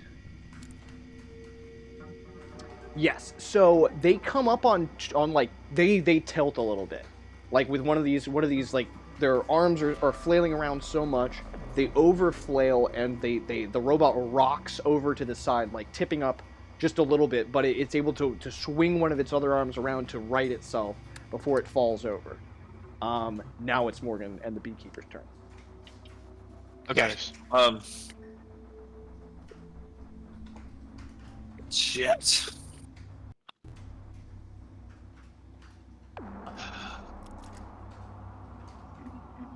I don't know. I guess I'll try and fireball it again. I mean, I'm not sure. Well, remember you can also use your agent die, and you can spell burn if you would like. Yeah, but that won't get... Because you have a patron, you could do a patron burn action, which could actually help you even more. What is that? What does that do? So you have to... Initially, you start spell burning, and then you roll a d4, and there are different results based on what you get. Shilba can lend energies to proven servants in time of need, sending it spiraling out of the Great Salt Marsh to bolster their sorcery. Oh. When a caster utilizes Spellburn, roll a d4 and consult the table below, or build off suggestions to create an event specific to your Lankhmar campaign. I think I'm just gonna try and just fireball it again. Alright, if you're sure. Yeah. I got pretty good odds. Yeah. Oh, you got 20. Okay, cool. Yeah, see? Yeah! Yeah. Alright, so Fireball's going to be on page 216. I got that right here. With a 20 all day, that's going to be...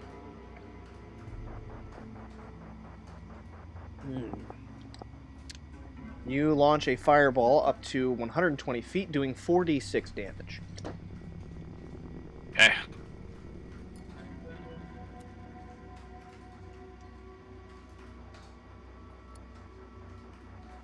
Oh, that should be a +2, not a +4. So it's 12 damage. 12 damage. Excellent.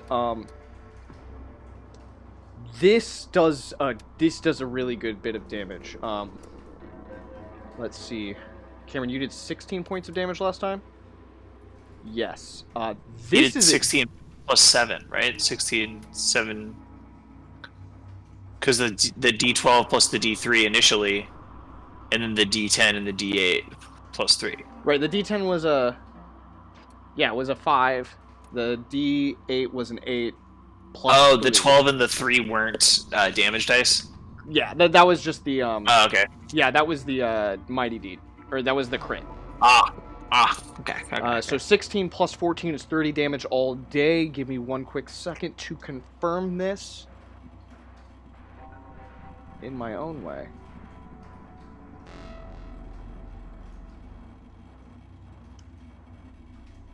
It still has 1 hit point. It's got 1 hit point left. I'm gonna say that if it can make a Oh, I was gonna Beekeeper hit it with the sword. if a fortitude save is made here, which it gets a +3. Yeah, it gets the basic result on it. Yeah, so it's able to keep its form together. But yeah, if you want to hit it with a sword from Beekeeper. Let's see it. Beekeeper.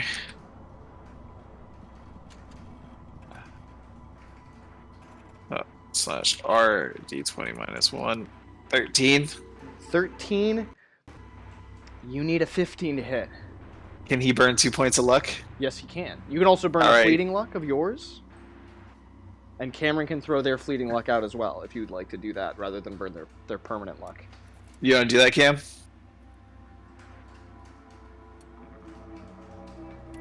Cameron?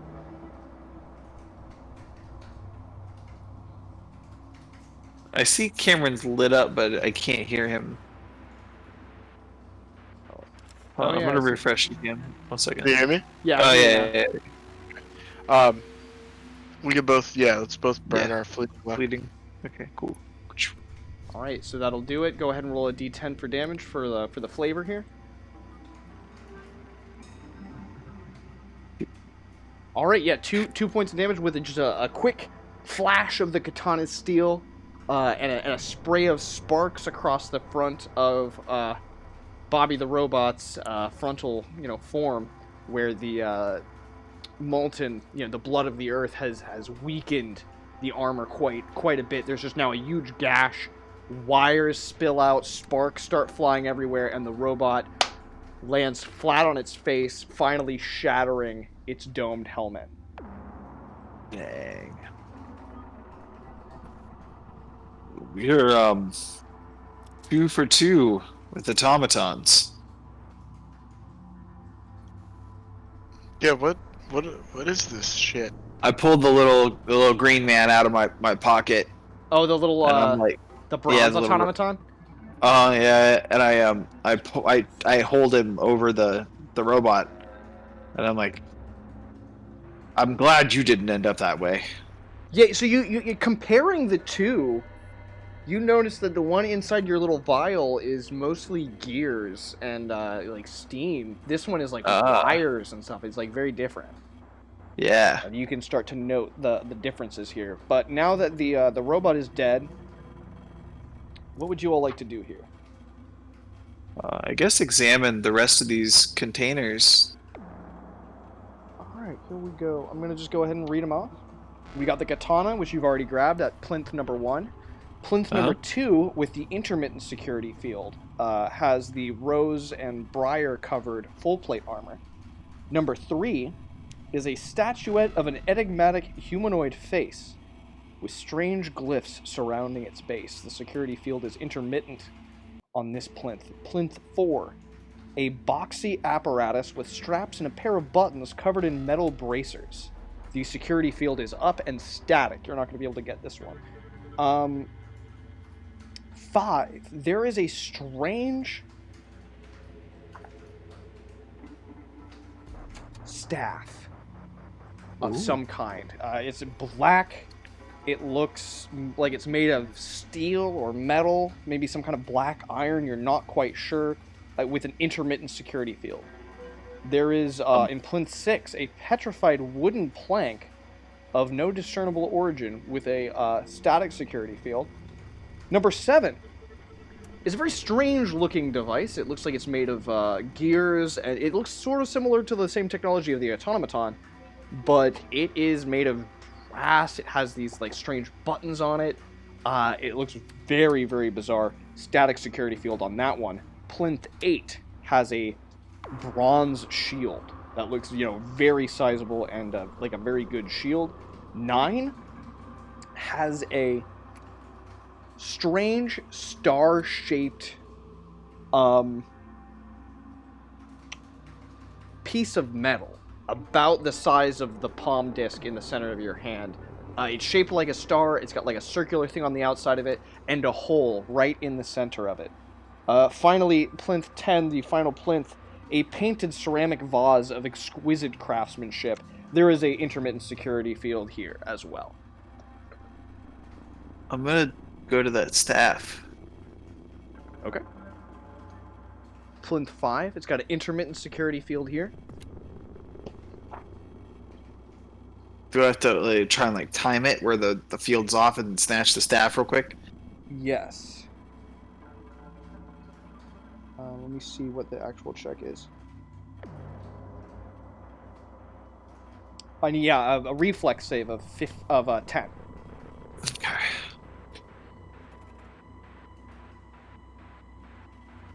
What's my agility?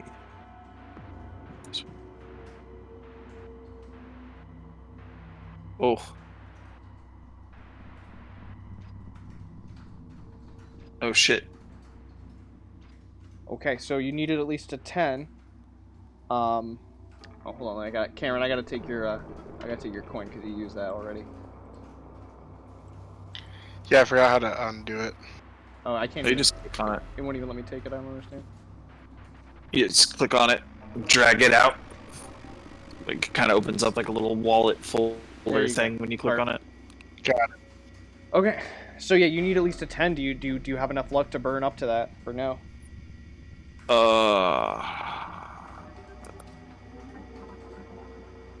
That would be 7 luck.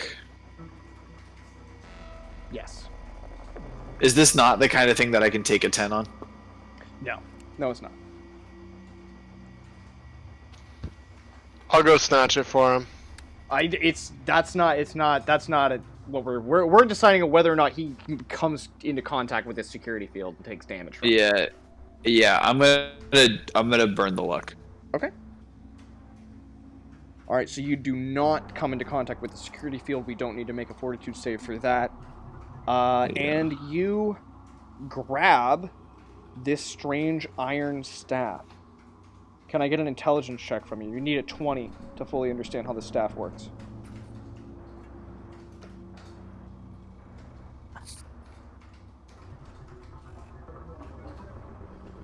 Fucking 19.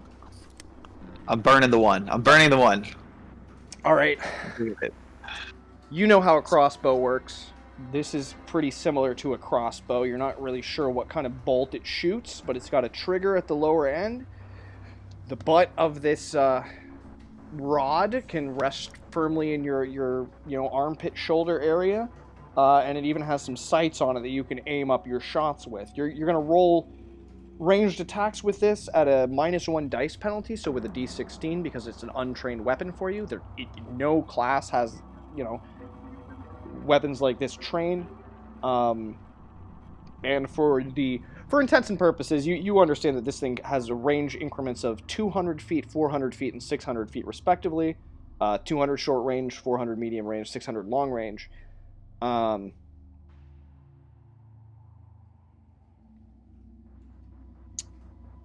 Okay. Yes. Cameron, did you want to try to grab something from in here? I'm interested in the armor. All right. So the armor, I'm going to need a reflex save of at least 10, accompanied by a DC 8 strength check to move the armor from the pedestal in time before the security field comes back up.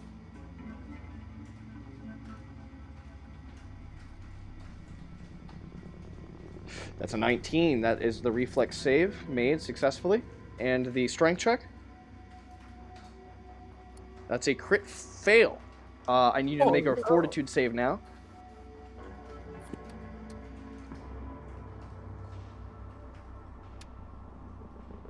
Okay, so you passed a fortitude save. Let me see how this goes.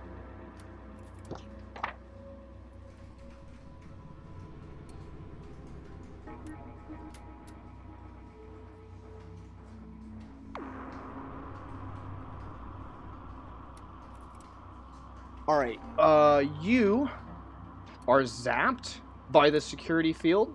You take no points of damage, but you fall to the floor paralyzed, where you will remain for 30 seconds. While this happens, Morgan, you notice it happen, and 5 seconds in to your traveling companion being paralyzed, the entire room begins to shake and rumble. And I will say that this is going to last for a little while, but as this happens, the lights begin to flicker, and every security field becomes intermittent. You have 2 rounds. Okay. So, it's flickering? All of them are flickering? Every single field is flickering. The entire room is shaking. And he's unconscious. And Cameron is unconscious, yes. I say, Beekeeper, the armor! And then I begin pulling Glagnesh out of the room. Okay, Beekeeper, let's get a strength check from you.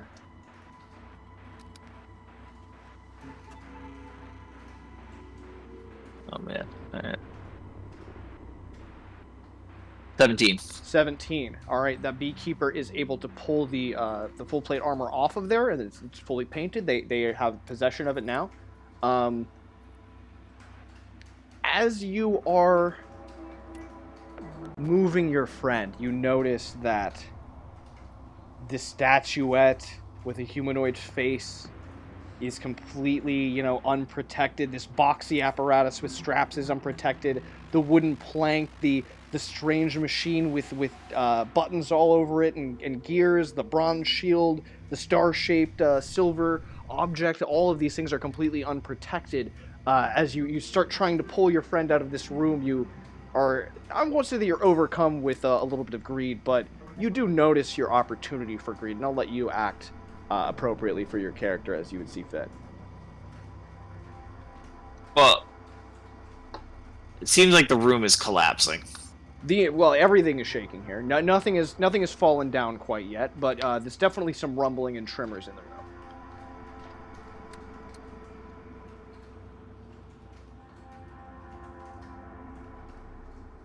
I'm gonna get Glagnesh out of the room. Okay. All right, you grab Glagnesh out of the room. What were you able to grab there? You got the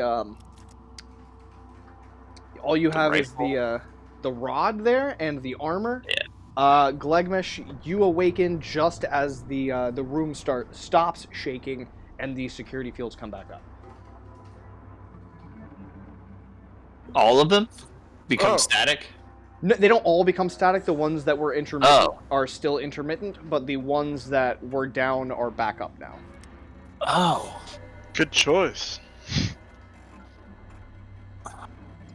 I didn't know it was gonna happen. I No, you made, yeah. So the wooden plank, the strange machine with keys. Yeah, that's the thing that looks kind of like the starfish that's attached to my hand. No. But I will say that the star-shaped object, the silver star-shaped object, that has a downed security field. That security field is never up. Okay, yeah, I'm gonna just walk in there and check that out then. Yeah, so it's got strange glyphs on it that you can't read without like a check for that. Like a spell check. For the spell discern language, I think, or understand language, comprehend language. Okay.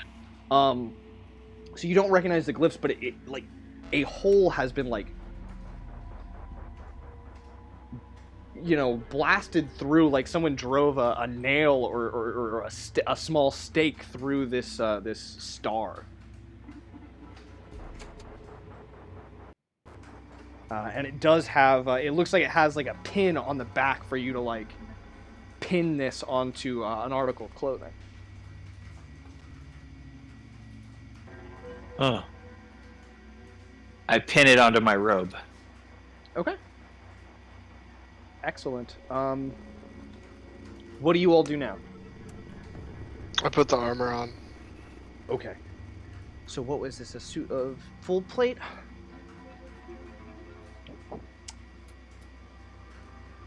The full plate, it's going to give you +8 to your armor class, but -8 to your agility and strength checks. Also -10 feet to your movement speed.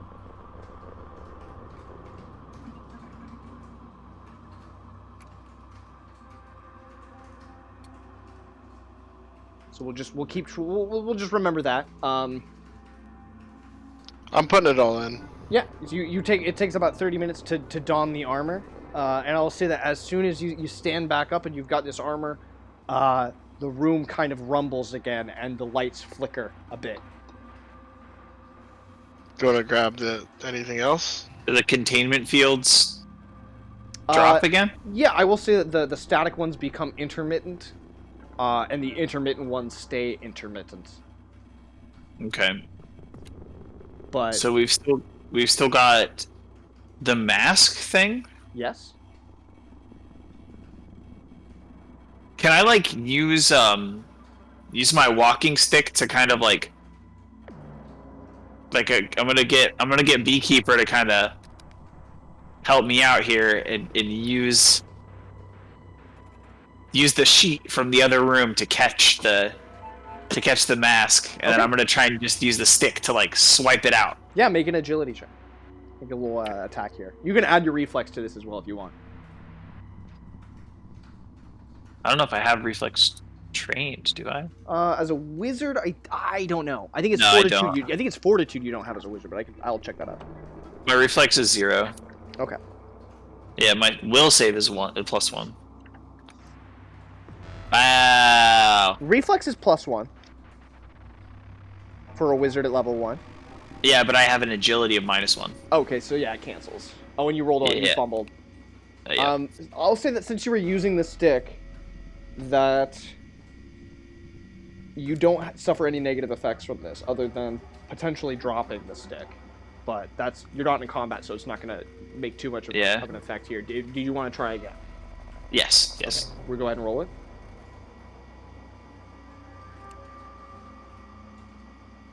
Fucking shit. All right, I'm going to say with a 5 and using the tool and having somebody helping you, that you're able to knock this statuette off of the pedestal, and you set somebody up with a large net to catch it.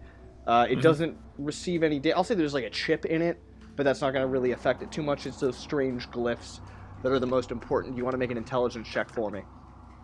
Sure.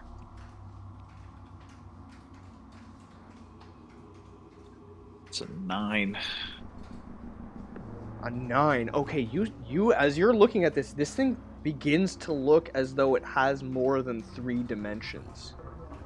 Oh, fuck. You start getting a splitting headache.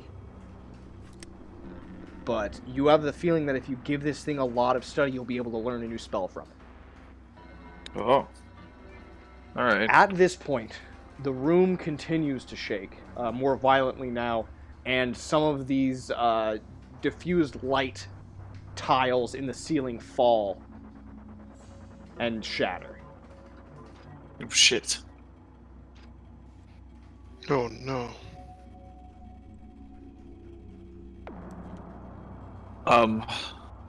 What other things in here have intermittent fields that we can get to? Statuette, rosebud katana armor, boxy apparatus, security field up, security, you have that. Up, security field down. The bronze shield has no security field at all. That's on you, Glagnesh. Or Beekeeper. Beekeeper. Yeah.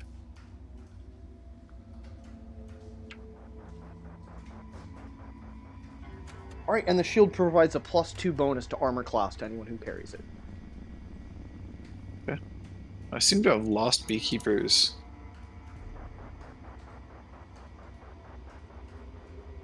character sheet? Oh, here he is. Yeah, and I got it. Now we're good. All right. So the violent shaking continues, and a few more of these tiles fall and shatter. Can I get a luck check for anyone still in this room? I'm not in the room. Okay. I don't think. Yeah. Yeah. You can say you went out in the hallway.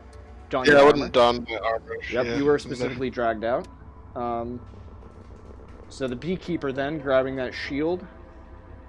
It's my nat 20 on my luck check. That is the worst you can possibly roll. Yes. Yep. You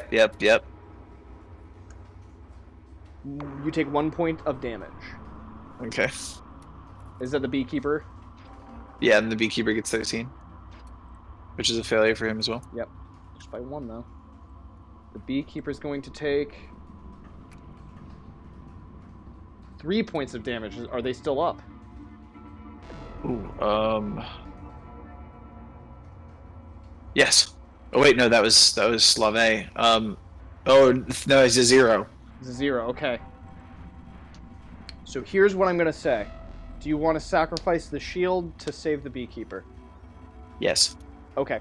So the I'm gonna say a big beam comes down, and the beekeeper like raises their new shield up to protect themselves, and this beam comes down and just swipes the shield off of their arm and pins the shield to the ground, bending it and breaking it completely.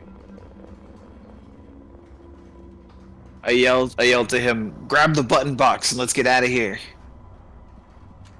Oh, the button box? Yeah, make a reflex save.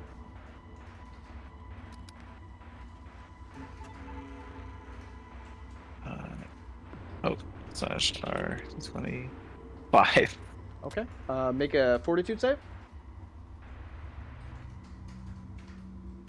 Natural 20. Natural 20. Excellent. So we're going to do a boop, boop, boop, boop. For 30 seconds, they fall to the ground, and they are paralyzed. What do you do? Shit. I grab him and pull him out. Make a luck check.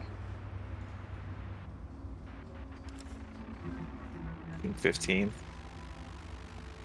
Odds or evens? Odds. All right. Yep. The beekeeper is crushed by another beam that falls from the ceiling, killing them instantly. Morgan, you're okay, though. No! Oh, no.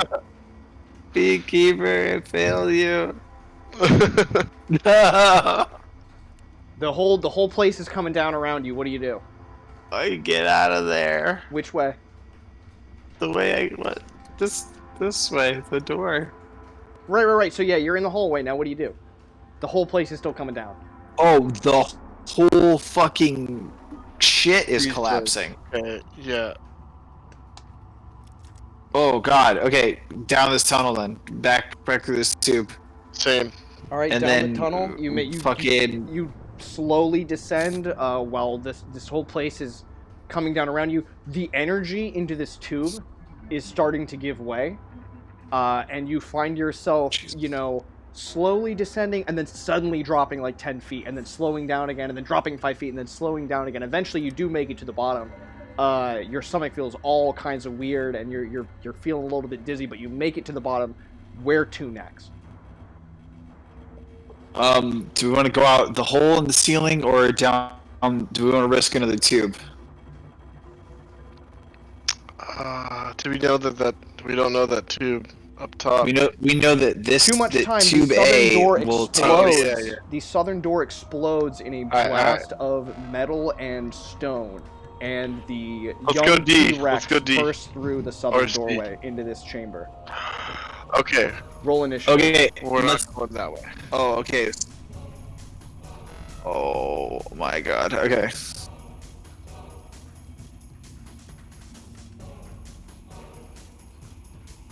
Ooh, Morgan with Natural the crit 20. Natural 20. The T-Rex gets a 5, so Morgan gets to go first, followed by the T-Rex, and then Cameron's character, Glagmesh.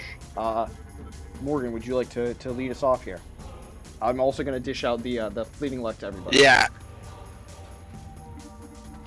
Okay.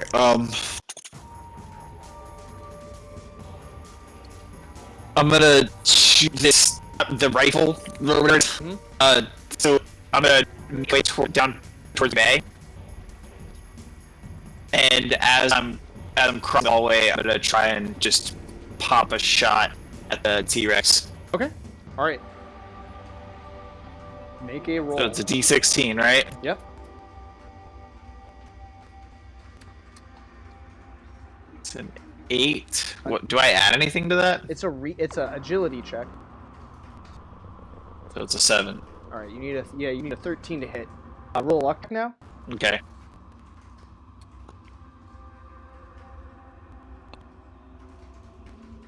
Okay. Natural 20.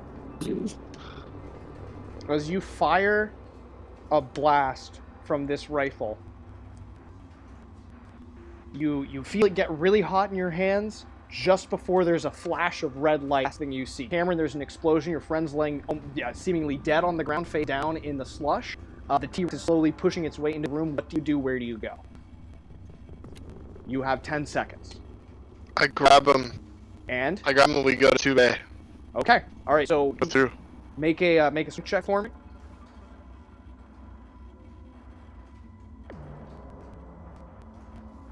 Do I get a minus or something for strength? Yeah, -8 with that armor you're wearing. -8. -8, +8 to your AC, -8 to all skill checks involving strength and agility. Oh. And your movement speed is reduced by 10. Jesus Christ. So you Minus can you can like strength. make it to Morgan and maybe move another 5 feet. Do you want to move closer to 2A or do you want to move further away than that? Tube C then. Okay, so yeah, you just drag him another 5 feet. The T-Rex is still trying to get into this chamber. I'm gonna roll a D20 to try to get him through. He gets the 5 that he needed. It's gonna be moving into this chamber on this turn. Yeah, I'm gonna roll a D20. Is this where I can get my patron to give me my hit points back? No, you're dead. You're dead until further notice when we can check to see how badly injured you are. As of right now, you've at least lost consciousness. Okay. And this is going to be D20 plus 6. And what's your AC, Cameron? 18. Fucked up. There we go. A 15 does not hit. So this thing takes a snap at you and misses. What you can now go. I guess I'll hit him. All right. Gonna keep chasing me. You got an AC of 13. That is what you choose to do. You may do it. All right. You fumble. Go ahead and you roll a D16 on the fumble table because you're wearing that full plate.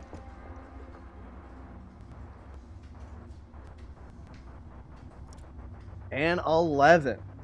Your watch swings you off balance. You're going to get a -4 to your next attack roll. And the T-Rex gets a 23 to hit you.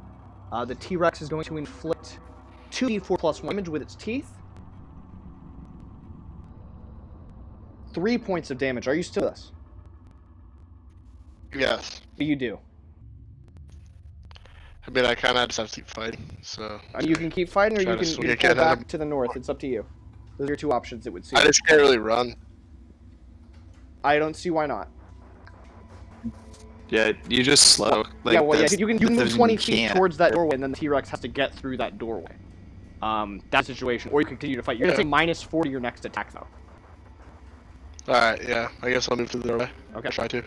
Alright, I'm going to say that works. You're able to get through that doorway. You two already forced that door open, and you pull your friend into a snowdrift. The T-Rex is still trying to force the rest of its body through. You've got a few rounds here. Make a luck check, both of you, to roll over the body and see how your companion is doing.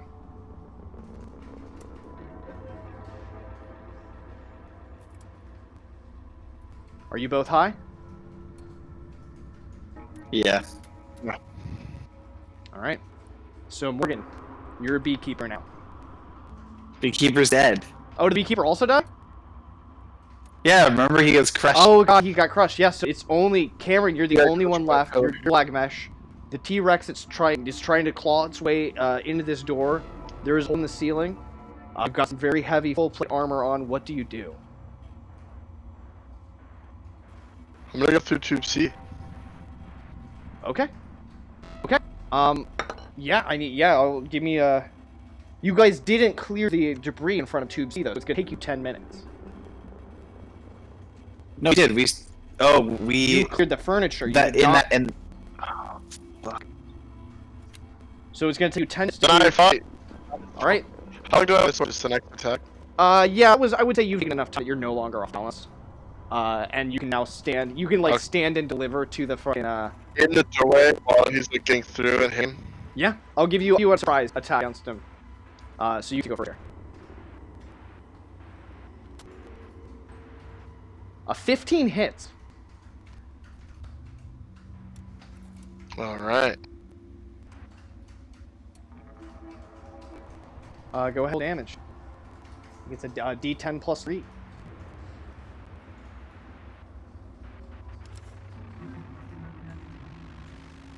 Alright, you blast it in the face. You knock out several of its long teeth, but it is still coming after you. Alright. 2 and... Tell him to give me all he's got. A 13 does not Miss. hit. Go ahead and roll again to attack.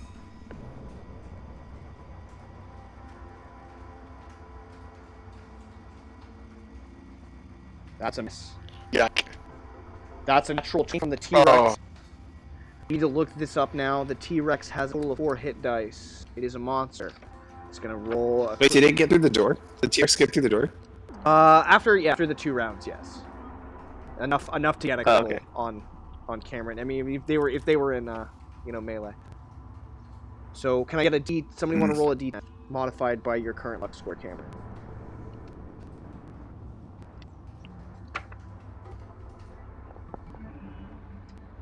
All right, an 8.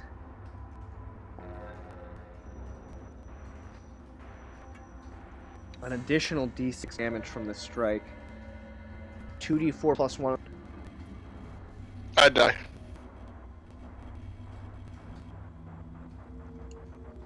Ooh. 9 points of damage. Yeah, Yeah. super dead. Yeah. It like eats my head off. Yeah, it falls straight down your head, just as you clack right here.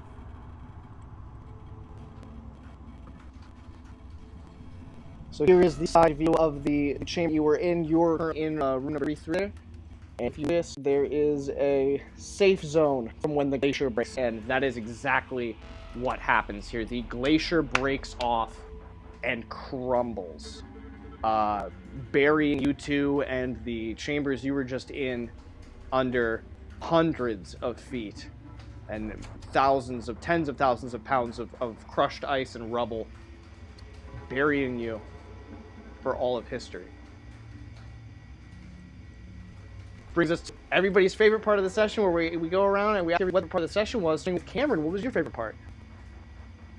Hold on a second, Zach. I'm gonna refresh you real quick because you're choppy. Oh.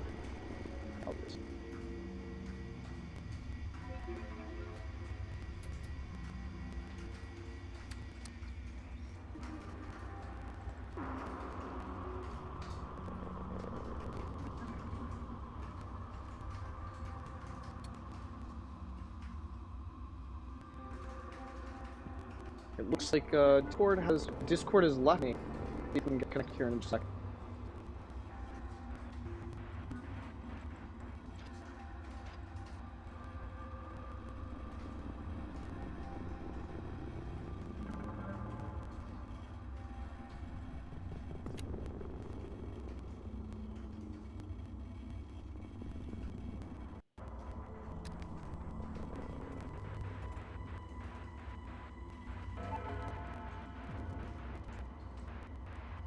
Discord absolutely crapped off.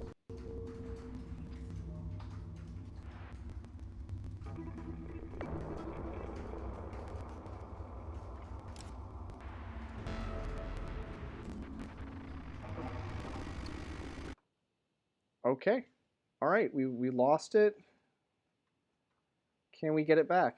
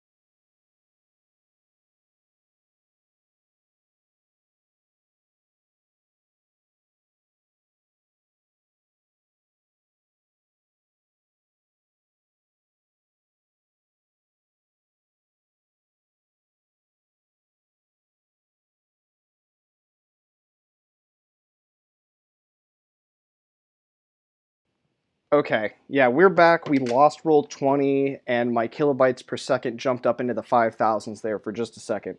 Um, so, Cameron, what was your favorite part of the session tonight?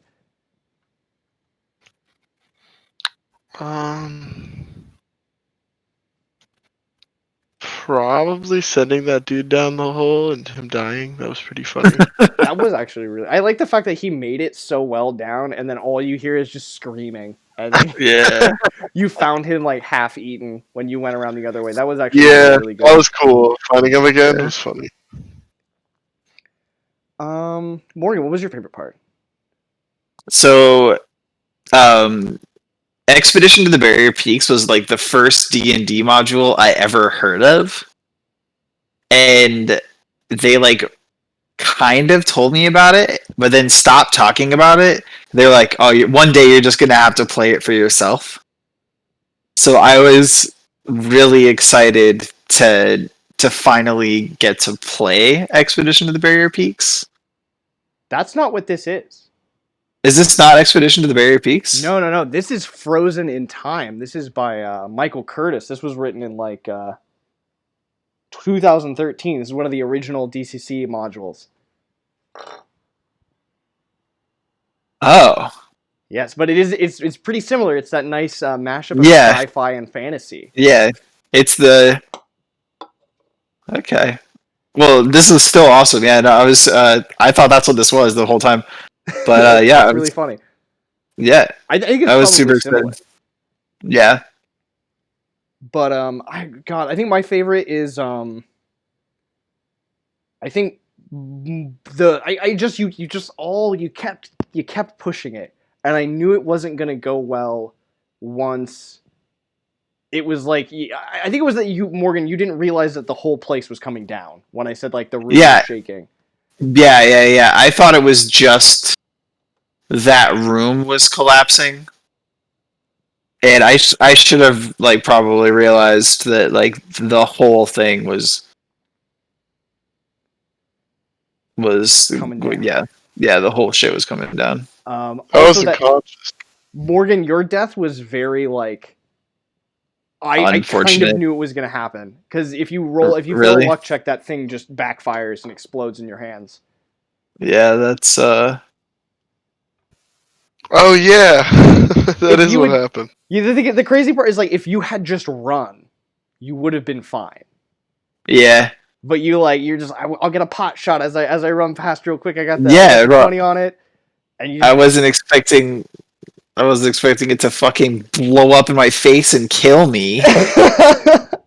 Well, technically you might have still lived, but then you both failed the luck save and then the TPK. Yeah. This is honestly probably the most fair TPK I've gotten on this module. There is another tube C, which is broken. You have to scale it with rope to get down in there. Has 2 chambers. One of them is a chamber much like the treasury with all those cool items behind the stasis fields, except it's full of monsters that have been collected. It's the menagerie. And it's a insane combat every time it gets run because there's like 9 different crazy monsters all fighting each other and you. Jesus. But it worked out really, really well. I really enjoyed the way that you did it. But there's another room down there that has like a teleportation platform that just teleports you to another time period. And there's no way back home. So I've had, believe it or not, a party run through this adventure and go down the crevasse into that frozen chamber where Tube C is, make a beeline for Tube C, and then without fighting anything other than the Yeti, or experiencing anything about this the entire adventure, they all get on that platform and they immediately teleport themselves back in time and away out of the adventure. And that was like 20 minutes into a con game, and I just like I was just like in the book it says it sends you back to prehistoric times and you have to fight like dinosaurs and stuff, but I sent them to like the far future and they had to fight mutants in like a decaying city. Awesome. Just so that I didn't like end the con game 20 minutes into the 4-hour slot. But so yeah, you all made it. You got a TPK. You both died, but you made it through a big chunk of this adventure. and you almost made it out. It was so close, so very close. I think we did pretty good. We fought a lot of really Yeah, nice no, stuff. it was still awesome. Like I had a When great, you're fighting something with 10 times your hit points, yeah, right. like it's. Actually, wait, how many hit points do you have? I have 7, but Morgan has I had 3, 3. and the robot had 31. Right. So it's like extremely difficult. Yeah. Yeah. So the T-Rex had 10 times Morgan's hit points. Yeah. Yeah. Yeah. So did the robot. Yeah. Yeah. So that was. I mean, it was really ugly. I can't believe you guys beat the robot, but yeah, I the critted. T-Rex. So one of my thoughts for dealing with the T-Rex was to throw the vial down. Oh, the automaton. The automaton. Yeah. That would have been much Yeah. better than the. Yeah. Because did you put like a wad of that Yeah, explosive yeah, in there? Yeah. Yeah. It was like I think a smaller vial of the get big potion was inside with. That's what it was. No, yeah, So that that would have been. when it breaks, it would splash. Yeah, that would have like a changed cat. everything had you done that. Yeah. I did not expect an alien technology rifle to fucking explode in my face. Like that was like not something that I as a player even remotely considered happening.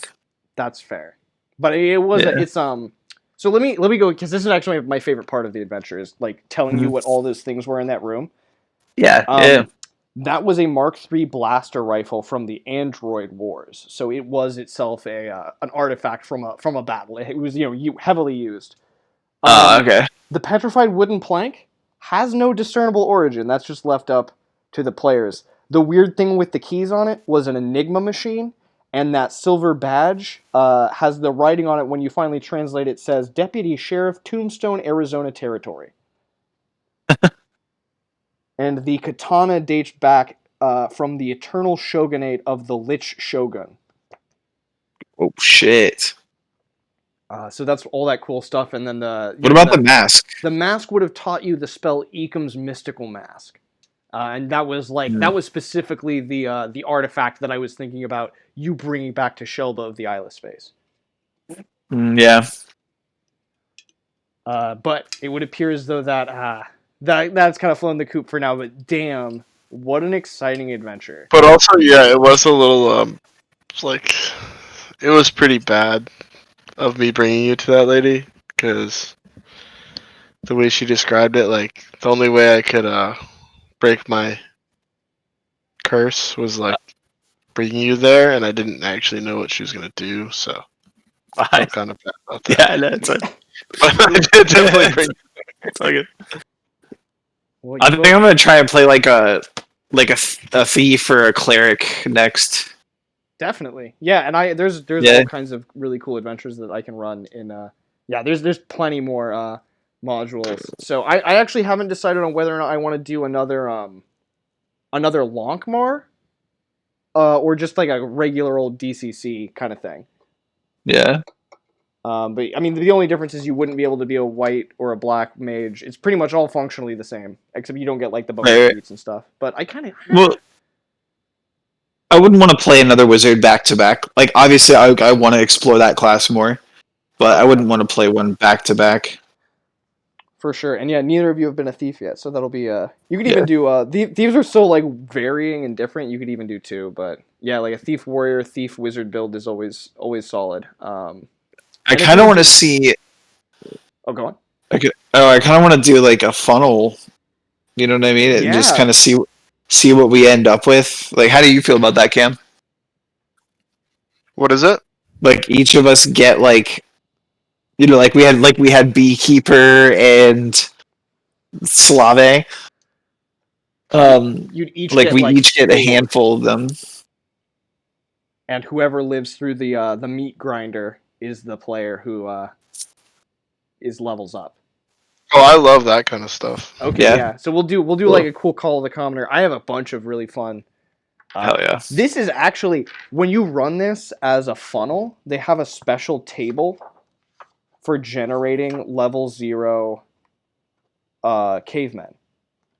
Oh, that's cool. Which is a lot of fun to like run this as a funnel. But I have a couple other funnels that are really, really fun too. So I'll probably run one of those for you guys.